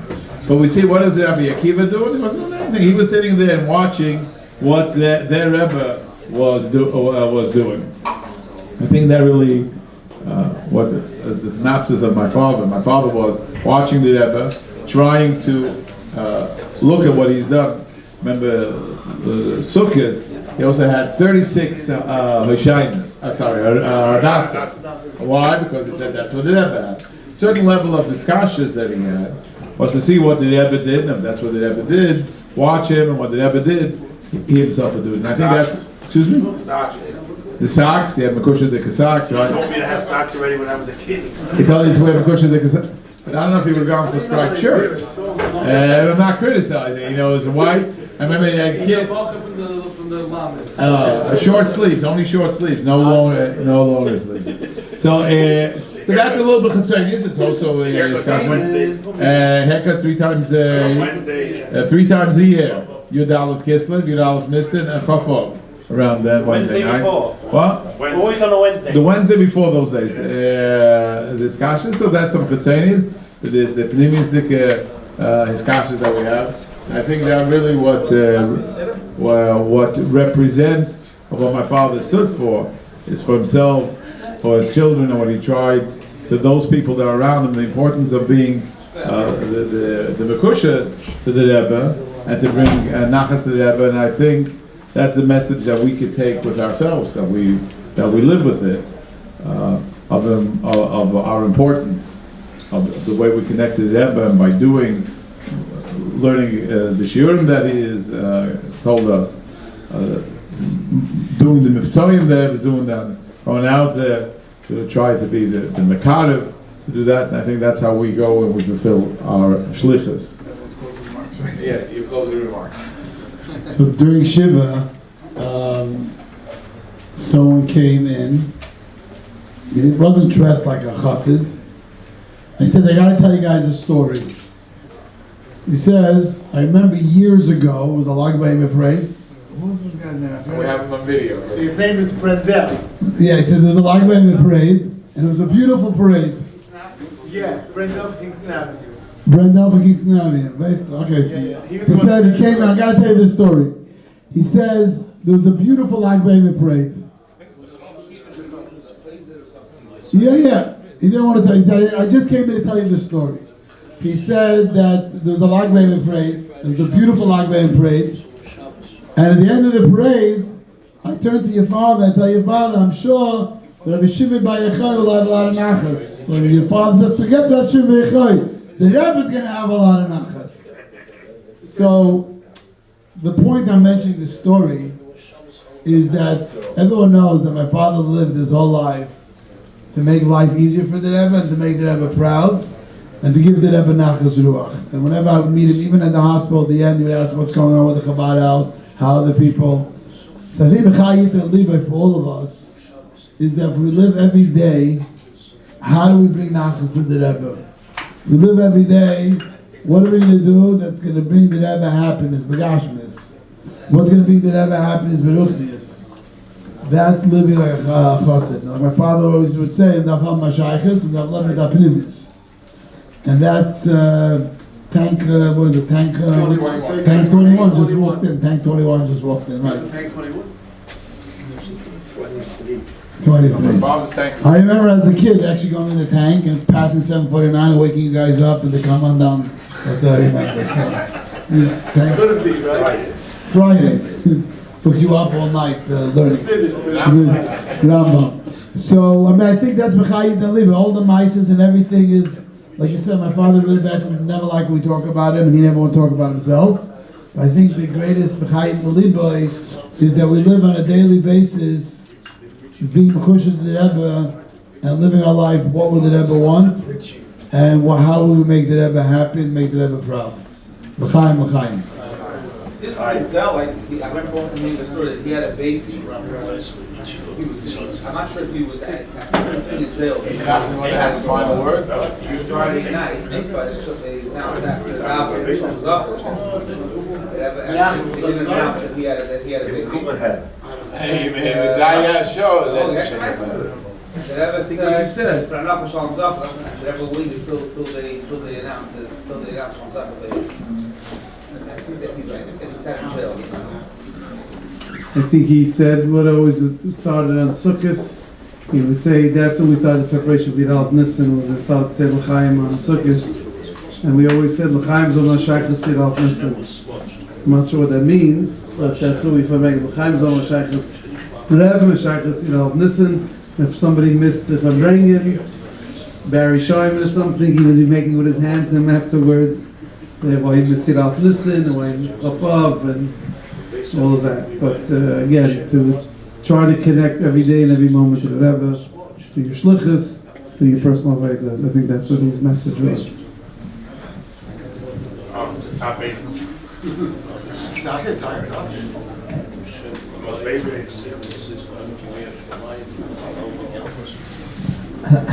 So first of all, there was a story that I think was skipped tonight, was that when he was a chassan, the seder then was that if the kala was in Crown Heights or Brooklyn, I'm not sure exactly, then the chassan would go out of town. I think he'd usually go to Montreal, but my grandfather didn't want to leave 1070, especially not for such a reason.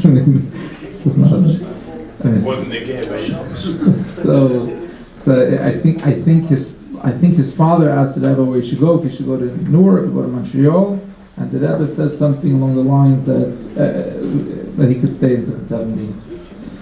I think I don't want to quote it.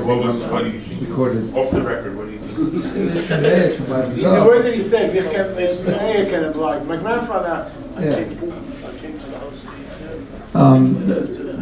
No, that's one thing. Another thing is that I remember him telling me once. I think really my grandmother was saying, and he was admitting it. Yeah, that in the summer when people used to go to the country, most people go up Kingston Avenue and then they make the right and go up to Kingston, the left, and make a left.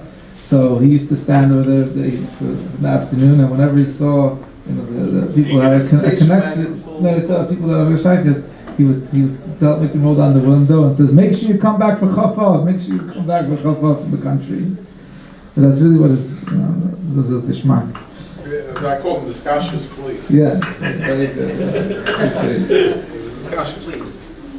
And I think more that what he accomplished by being the Scottish police was like, as he said, was by actually living it, and it was a good mechai, and everyone saw it. And I was saying before, but I'm taking the risk. My point was that it was so important to him, nefesh, that he was meiser nefesh. He said he might get shnaf, like when he brought the kids to shul, to daven to mincha. He said they made noise, and people used to tell him it's not nice. It's the Rebbe's davening. Why are you having kids? It's not a playground. Why are you bringing your kids to shul? And he didn't know. He's doing the right thing, doing the wrong thing. Until the Rebbe was ma'asher. It might have disturbed everyone. Yeah.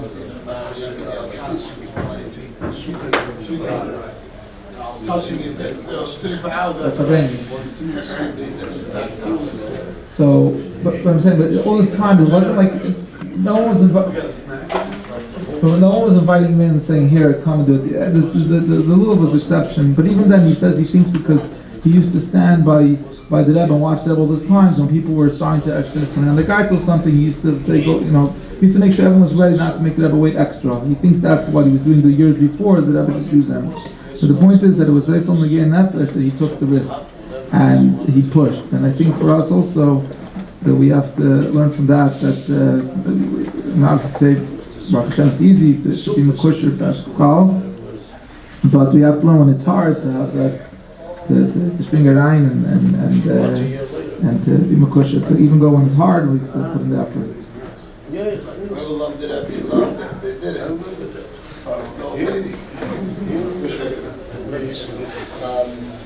We posted online a video. I did an interview with my father about 11 years ago. I just happened to do it. I just posted, so you happen to hear him talking himself about the stories, so you can see it's posted online. One of his other favorite dishes, they go to was Hayre Bridder. That was one of his favorite ones.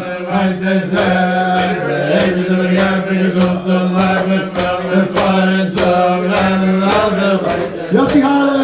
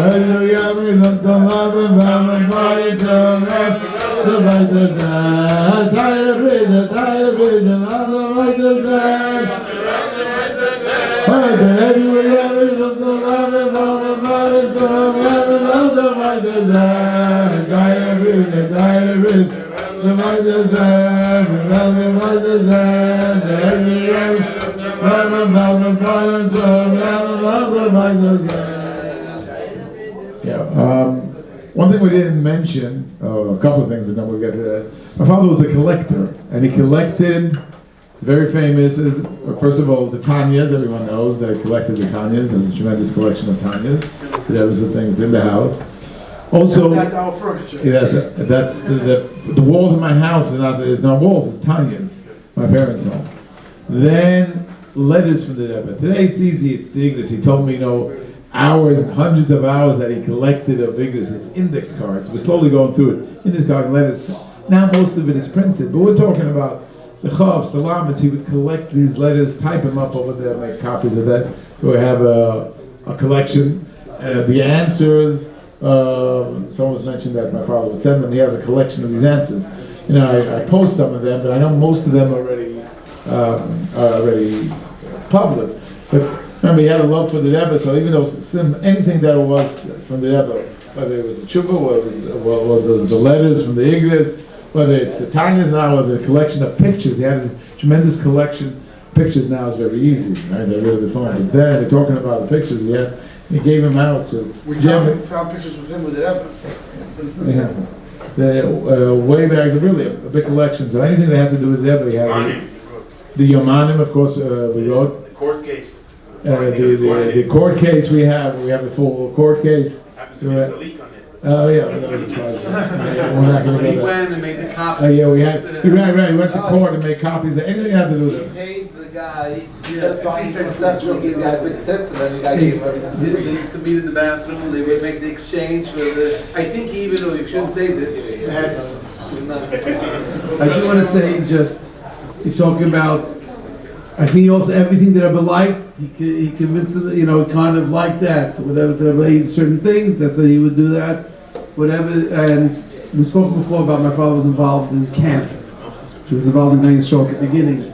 The reason he was involved in Gai Yisrael from the beginning, and he was there, he could be away from the Rebbe, right? Is because the Rebbe had a passion for camp and spoke about the importance of camp, and So because, again, the Rebbe wanted them to open a camp, and the importance of kids being in a camp 24 hours, how much they can grow in Yiddishkeit, because the Rebbe asked about it and did whatever he did with that, he took that as a point, and therefore he went to camp, was involved in camp, and encouraged kids to go to camp, and it's important to send your kids to camp. Again, everything that Rebbe was passionate about, or that Rebbe had something that he wanted that should be done, my father went and became his passion to bring that to fruition.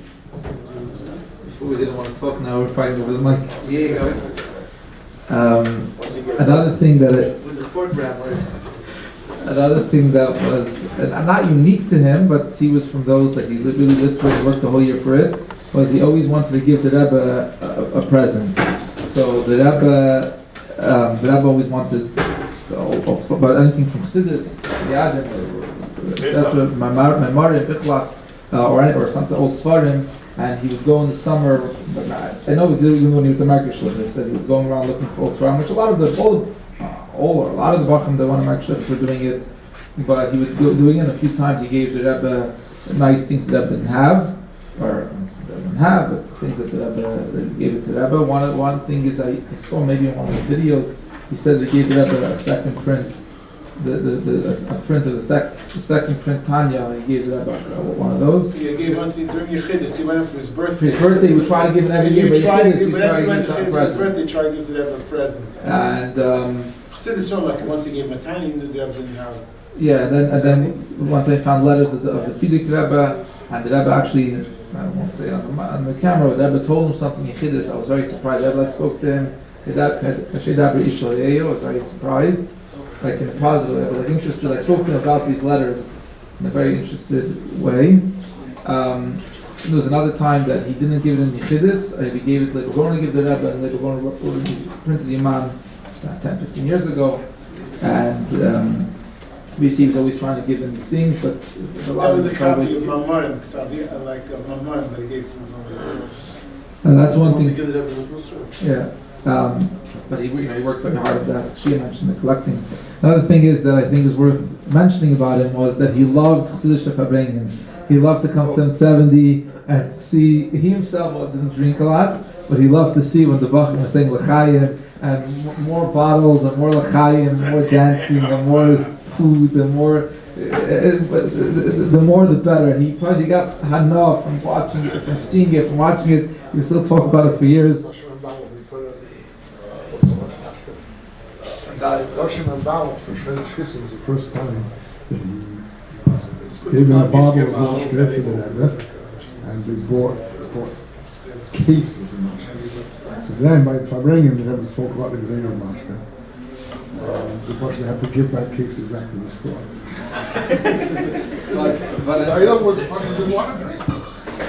But in general, he so besides the Chedesh Kislev and Yalp Nissen, which was again he lived the whole year for it, but he even a simple Shabbos for him to come into Mincha, and to see Achtish Fabrengen, he was so excited, especially when he knew the Bachrin, then he really lived for it.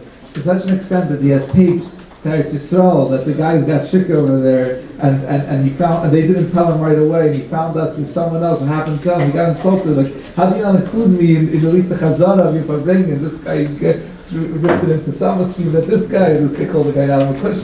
He loved it, he loved the Fabrengens, and it was a big cock for him. And even when we had in the last few years, he used to Fabrengen in the closet. He loved to come to Mincha and to see me with my Chaverim, and we were saying L'chaim, and he used to give him a lot of nachas, even though it was upside down, but he had a lot of nachas from that.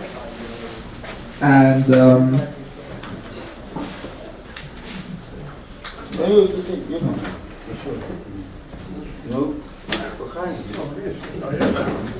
Continue. Oh, I thought you were Don't you used to sell this stuff? Still do. You still do? Ah. You lied to me? I remember it.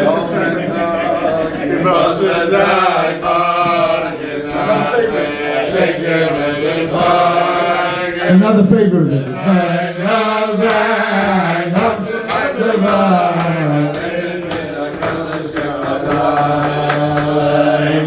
Don't make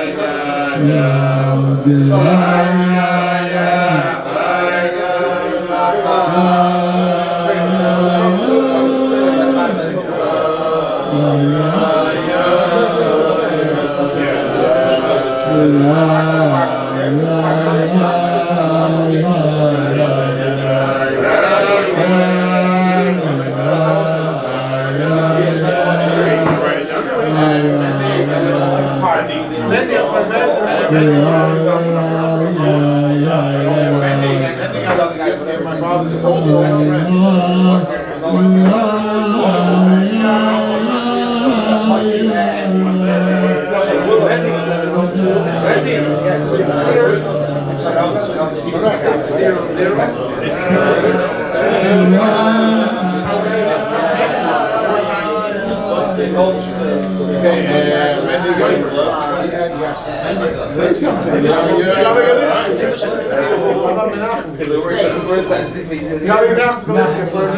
No, your son is one of the special.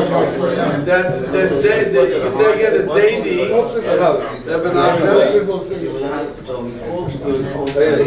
Rabbi Nachum, before you give you the mic, will say that when the Rebbe spoke the importance of making a Siyam and Rambam, right? So my father was front and center of sponsoring Siyam and Rambam. Your father's. Yeah, yes. Yeah, Xavier. You're right. So I'll tell you even more. When I started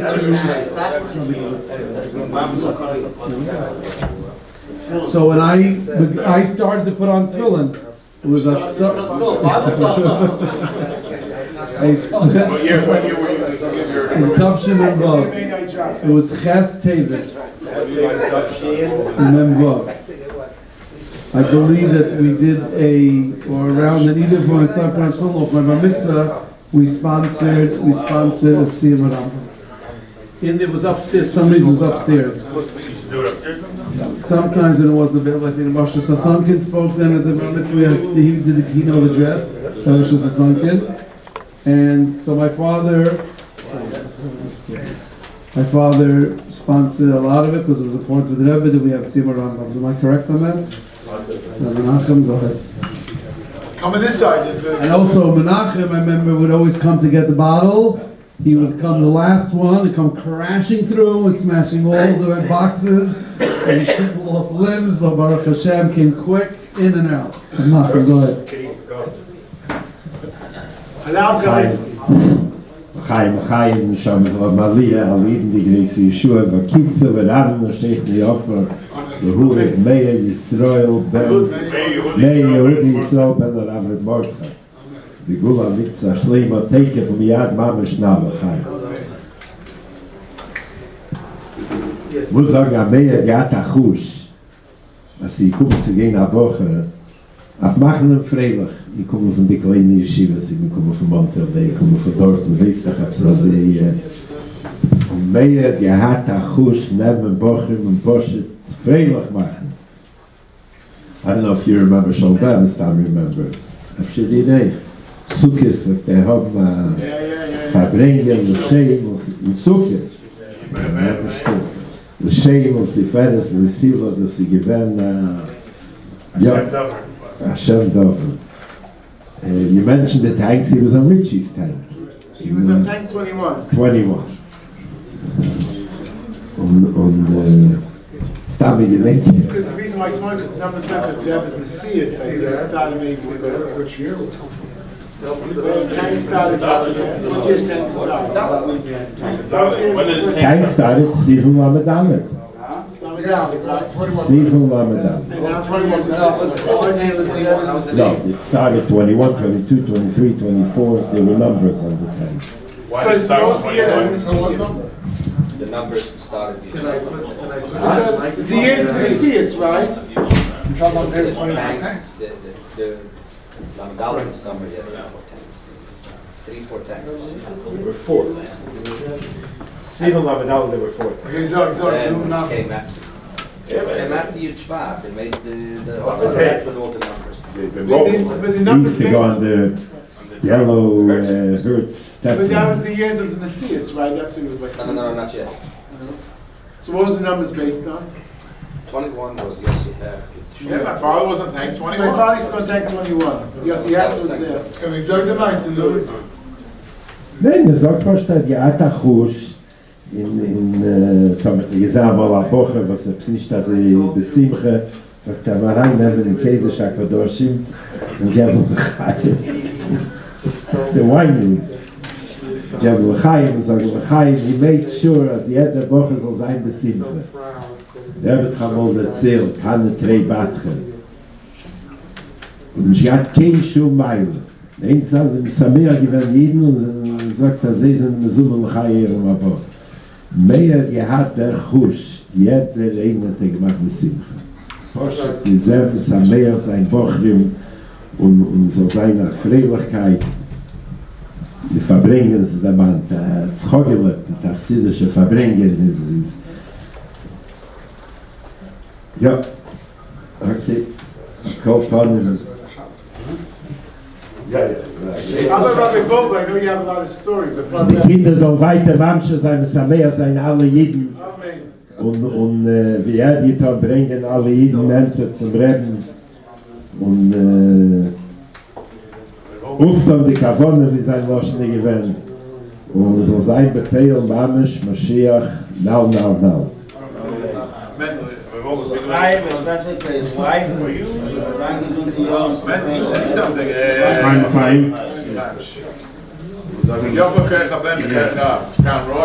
Crown Royal, but her mayor believe that. That's a Canadian born. He's saying the Crown Royal. Easy. Oh. Yeah, my father was saying that her mayor used to be Mekadev. So he used to be Mekadev me already before my bar mitzvah, maybe from 10 years old. I think why was Zeichen basically? Maybe he just liked the fact that there's a kid. Probably you were hanging around 770. Yeah, maybe he liked the fact to see a kid that's around 770 all the day. I think you reminded him of himself. Straight left, left, I'll go find him, yeah, from a very young age. He taught me what type of socks to wear and when to take my haircuts. And so it's time from upthinking as out here. And reingebracht in den Janim. Yeah, he gave me a key to the locker ready from before my bar mitzvah. Yeah. And Tashada didn't write down all the stories that he's from his mama's mom say different stories. The last story I heard him say was the last time he came to Sam to Shavuos, me and Shmuel helped him come here. Yes, first day up, me and Shmuel Butler Take, a great Yashakeh for outsting was at the time for the mayor. And the last 7-8 years to help him drive the Hulu Shmuel. We didn't come Yeah, so, but the last time I sat in for a brain with him and his Rebbe Harlig in. So we were speaking about how he was giving us tips of how to have shalom bayis. Didn't work. Did work. Al Kapanim, he said in my set, Tafshuchav Zayin, after Mohammed, he decided he's going to Israel to see the new Eingenomene Erter and James Nation. Chav Zayin, not the Sheish Hayamid. So he decided as a gate funny. Al Kapanim, and gegangen zu nehmen a bracha from the Rebbe before he went. The Rebbe said as Vesas farm before that we met in the Shush and the Balabasta. The say says he didn't ask him before that. I asked your mother. I said, "Did you give him permission?" She said, "I have a choice." I'll go on the mayor's trying to put the better from Zala. He's talking about the Yedid, and we should learn from him how to be big citizen.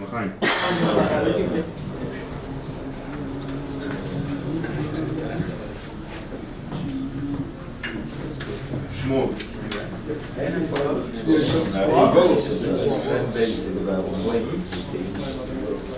What? The witness is wedding? What? This is wedding.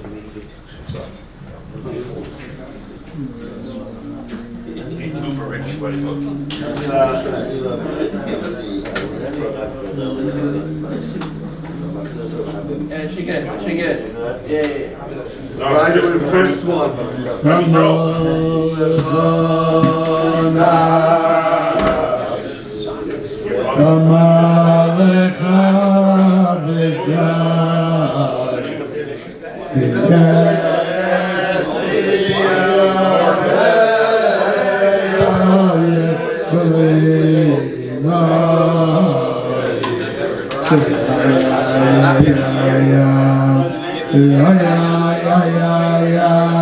Yeah.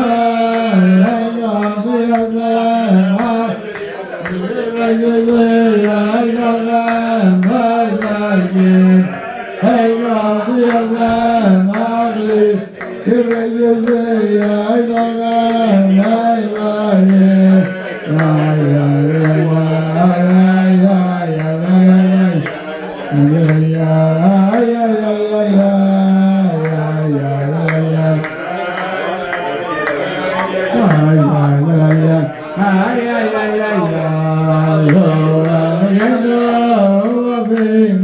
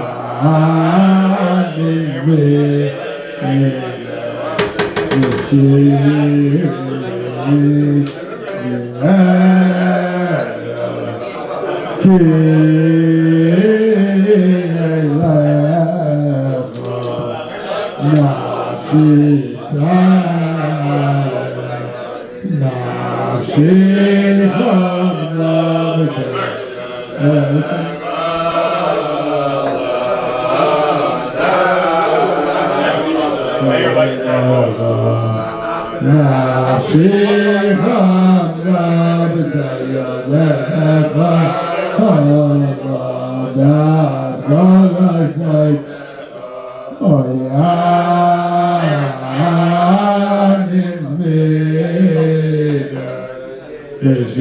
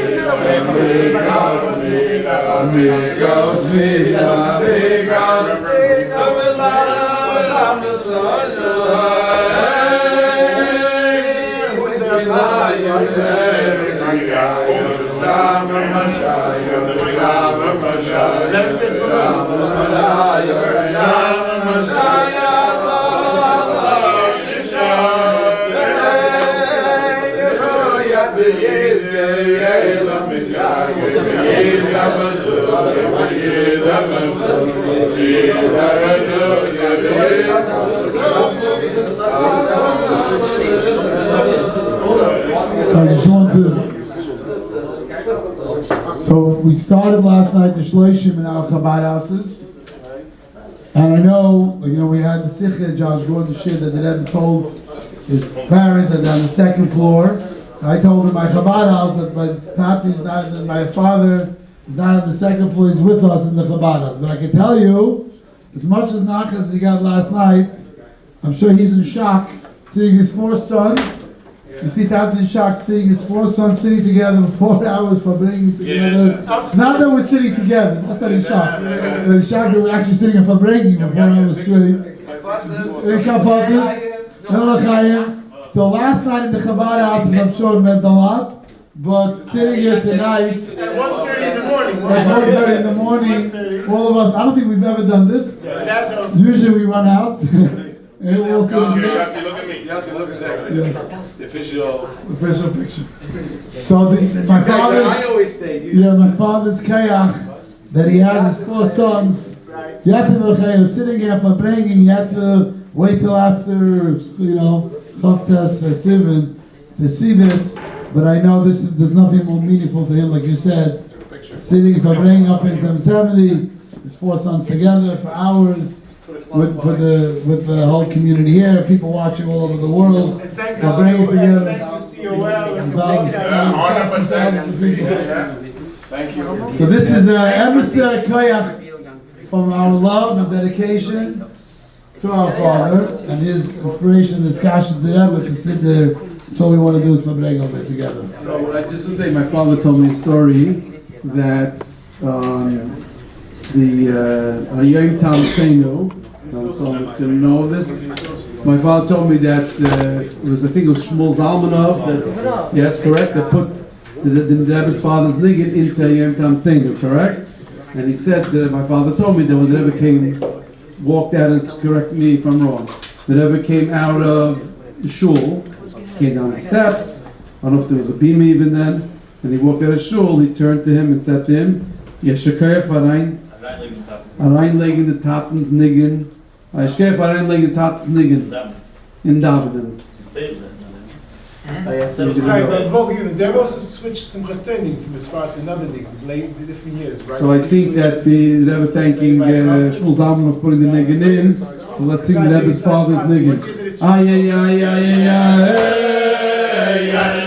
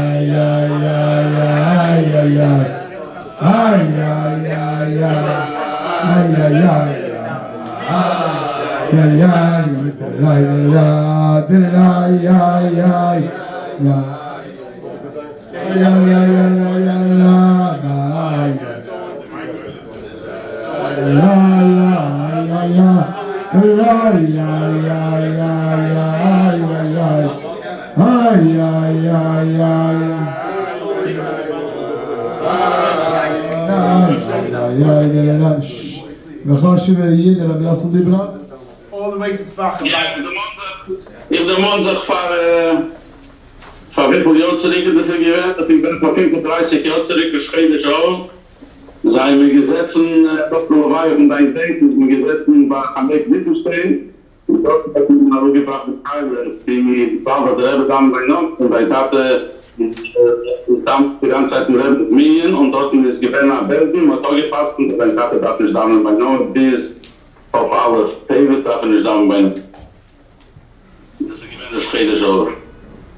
Tell him they ever gave away the college, I don't know if he knows it. Tell him. Right, he said that the Bezdin, so we didn't know that there was a Bezdin that gave him permission. We thought he did it on his own. So now we're glad to hear that. Who was in the Bezdin? Yossi hat das gewesen, denke ich.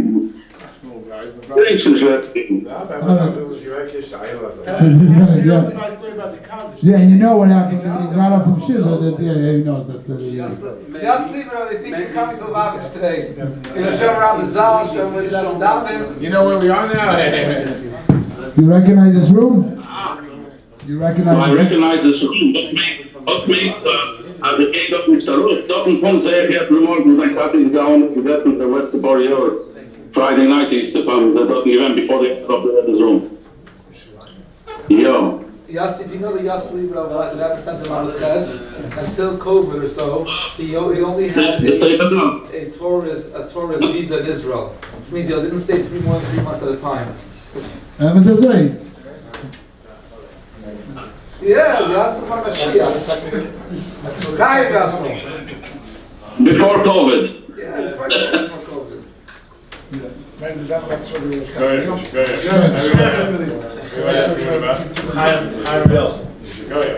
Have to do revenge. The Rebbe says, "This is the Macha Brachin." This is the Macha Brachin.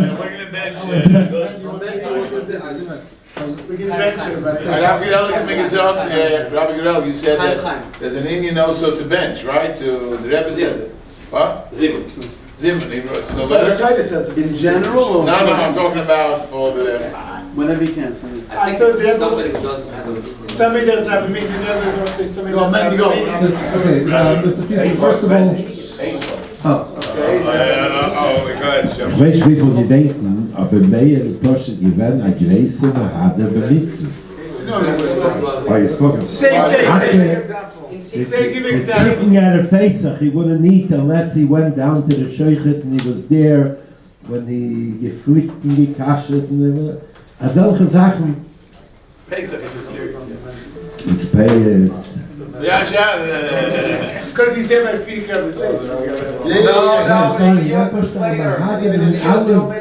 he's very strong with the wine. Sag Sachen hat sich abzulegen. Right. Esther Even needs to arrange Esther Even, comments and wine. Because the Rebbe had only whole wheat matzahs. He only had whole wheat matzahs. Yeah, only had whole wheat matzahs. A few things reminded me of the stories that he said that he's the kachtin. He mentioned Shmuel Zalman he'd always say how the Rebbe loved, every Shem Kippur, he'd always talk about Shmuel Zalman of being the chazan. He said the Rebbe loved his davening, and one year by Ne'ilah, the Rebbe stood up. I mean, I guess I was always standing by Ne'ilah, I don't know what he meant. But anyways, the Rebbe was following along word for word with Shmuel Zalman, was saying with him. He said the Rebbe really loved to listen to Shmuel Zalman of the davening. Maybe getting the pratim wrong or something regarding that. But then he also said how Shmuel Zalmanov one time came here and the Rebbe invited him to his house to eat so the Shabbos with the Rebbetzin as a guest. He always say that story. Another thing is that Negunim, he wasn't much of a singer, but he appreciated the Negunim, especially the Rebbe's Negunim. I remember one year David Feldman, I think it was Chazan for Ne'ilah, in the Rebbe's room, and afterwards, and he sang something to Stavia Pitu, to the Niggin, and he was so excited. He kept on talking about the whole Matzah Kippur, how he enjoyed hearing the Stavia Pitu by Ne'ilah. It was very necessary. He really appreciated it. So he enjoyed the hearing the Rebbe's Negunim. Something else I wanted to say was that besides him being Menachem, so he's nice to Bachim, he used to always be nice to schleppers. He was always friends with schleppers, whether without mentioning names. He was very nice to those people. You know who you are. And then also like sometimes he was always nice. He used to give there were a lot of schleppers. They used to help carry down the cookers. No, I'm talking about side, like people like really schleppers that are nebuchos, and he used to be nice to them. He'd say hello to them. They would get all happy to see them, and he'd greet them warmly. They would greet him warmly. He was best friends with them, and then he had all these types of people, which is another mile he has, and I think it's all connected. When you're vadim to everyone, then you're a keli for the course. And your grandmother helps them too. My mother. Yeah. And the last thing I wanted to say was that I felt on a personal note that Shchei Shav was my, I guess by this time ready to start to say things I wanted to say earlier. The Shchei Shav was my bris, and my bris, because of him, my bris was in 770. Correct. He was the one that made, from Borough Park, we weren't going to make a business. Right. Do it, how we feed the people. But he did it, and it's an angatchen that it should be a fleishik. Fleishik in the morning, not a business, a fleishik. And he wanted that to students. Whenever we made a bris, we really had to serve him fleishik. It had to be fleishik. We had the fancies, lasagnas and lasagnas. And he wanted in sincerity and was Shkei Shav, and he was next to Israel the day before. So he went a year later. No, he flew he the went to the yard side. So he went for 15 minutes and came right and back. he flew back. But What year was Memtas. it? Memtas was my bris. Yeah. And then You ripped on the first junction? yeah, the next day. I made sure to be here.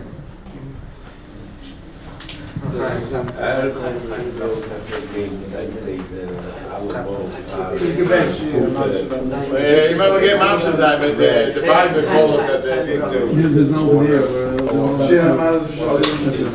Alex is coming to ask a I just want to say that they say I saw him it's until 1:45. Benching is doing more for cleaning up. No, I just want to. I want to finish with one. I think it's at one. This is the one. I wanted to talk about. Mendy was talking about my father. Not making a big deal out of certain things. So it was Rosh Chodesh Kislev one year, and it was Shloshim and Ches, and they were downstairs by the upbringing at the Rosh Chodesh Kislev, and someone. This is Tavshin Mem Tes. Excuse me. And someone was giving my father a hard time. We this, no one knew about the Bezdin. We this that he has the chutzpah to take the law in his own hand and not say not down for them for his father. Who does he think he is to do something like that? Who told it? Who's the? I'm not going to say any names. You saw it happen? I was standing right there. One talking them, who is it? Okay, after it's later I'll tell you. So don't say his first name, say his last name. And the guy was really giving him a hard time, and my father didn't say a word. Just listen and stand quiet. He could have said, well, you don't know what you're talking about, because we know what, he didn't say what he could have said. What could he have said was, and this, when we said the story, I'll just repeat it. The story was that Tavshim and Ches, my grandfather passed away in Chav Tes today, Chav Tes Tammuz. My father went to Israel, then he sat Shiva in Crown Heights, came back after Shabbos, got up early Thursday morning from Shiva, he davened Shachris. We got up from Shiva, we went to the Rebbe's house. He davened at 8 o'clock in the morning. So maybe he was there on time, 9:30, 10 o'clock when the Rebbe would come out. And it was there for Kriya, without Talis and Tefillin. And he was standing there. And what happened was, I think he noticed, the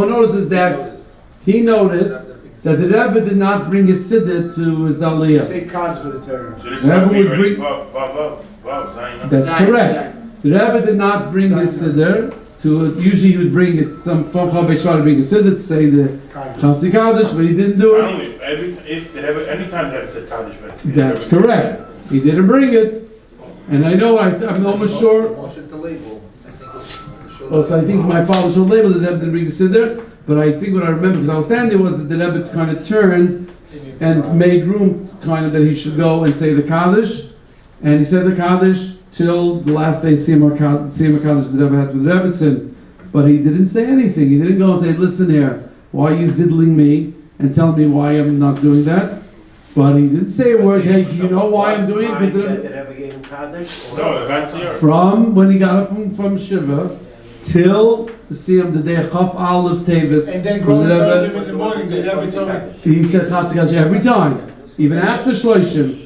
And the last time went over to Rabbi Grona told him that the Rebbe said that he's going to be saying the Kaddish. If he likes it, he's going to be saying the Kaddish, the last Kaddish, Siyam HaKaddish.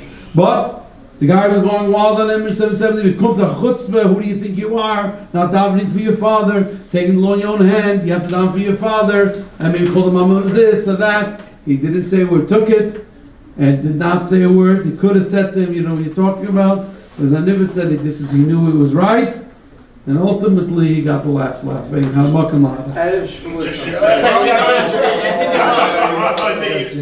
the. Erev Shavuos Memtas, the Rebbe said the Meir was on. The last. Yes. Erev Pesach, I'm sorry. And Erev Shavuos. I know. I'm saying the first time for Erev Pesach. I know. With the snake. So Erev Pesach, he was saying Kaddish, he was saying the Kaddishim, and he kept looking, he was always looking at the Rebbe, so he saw that the Rebbe was wrapping the tichel around his hands. So he realized the Rebbe was going to say a minor. So he tried motioning to label that, to look, and label was, while he's like that, saying Shnai's Kaddish, he was trying to motion to label Groner, and label Groner wasn't realizing what he wanted. So, but, and then up to the thing when the Rebbe started nigging, but that says a few times. He didn't say nigga. Yeah. The first time it happened. So he's saying how he's davening, he's saying Kaddish, and he already chapped from. You're davening from the Rebbe. You're saying it's like and then he already chapped the nap. He saw the kerchief. He already shifted down the stuff. So he tried the motion to label. And label didn't do it, but he just told me it once. You see how he was davening. He was always. Remember once somebody fell that ever in the hair? No one even noticed it. By the time he noticed it fell up so piece, something he was ready there. He was on the floor picking it up, putting it back, giving it back to the. We'll take a break a second because he has to go. Right. Who has to go? Sean Beck, no, we'll continue. We're just going to take a bench break, then we'll We have 7 people washed. benching and mincha Brundel upbringing. No, we're not finishing. You're going to continue upbringing? Yeah. He just you wash? We have 4 people wash. Anyone else wash it? You like my? I made the things. I don't ask my I don't ask who washed. I ask who had bread. You say brother. Who has bread? Who has bread? Wait for bench. Wash.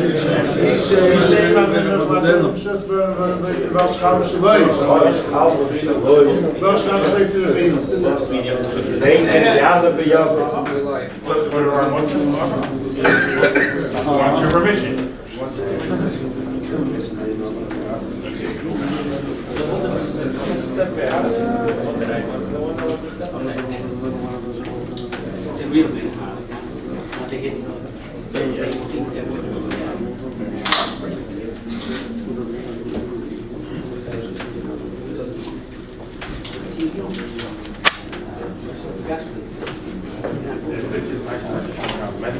Everybody says my business is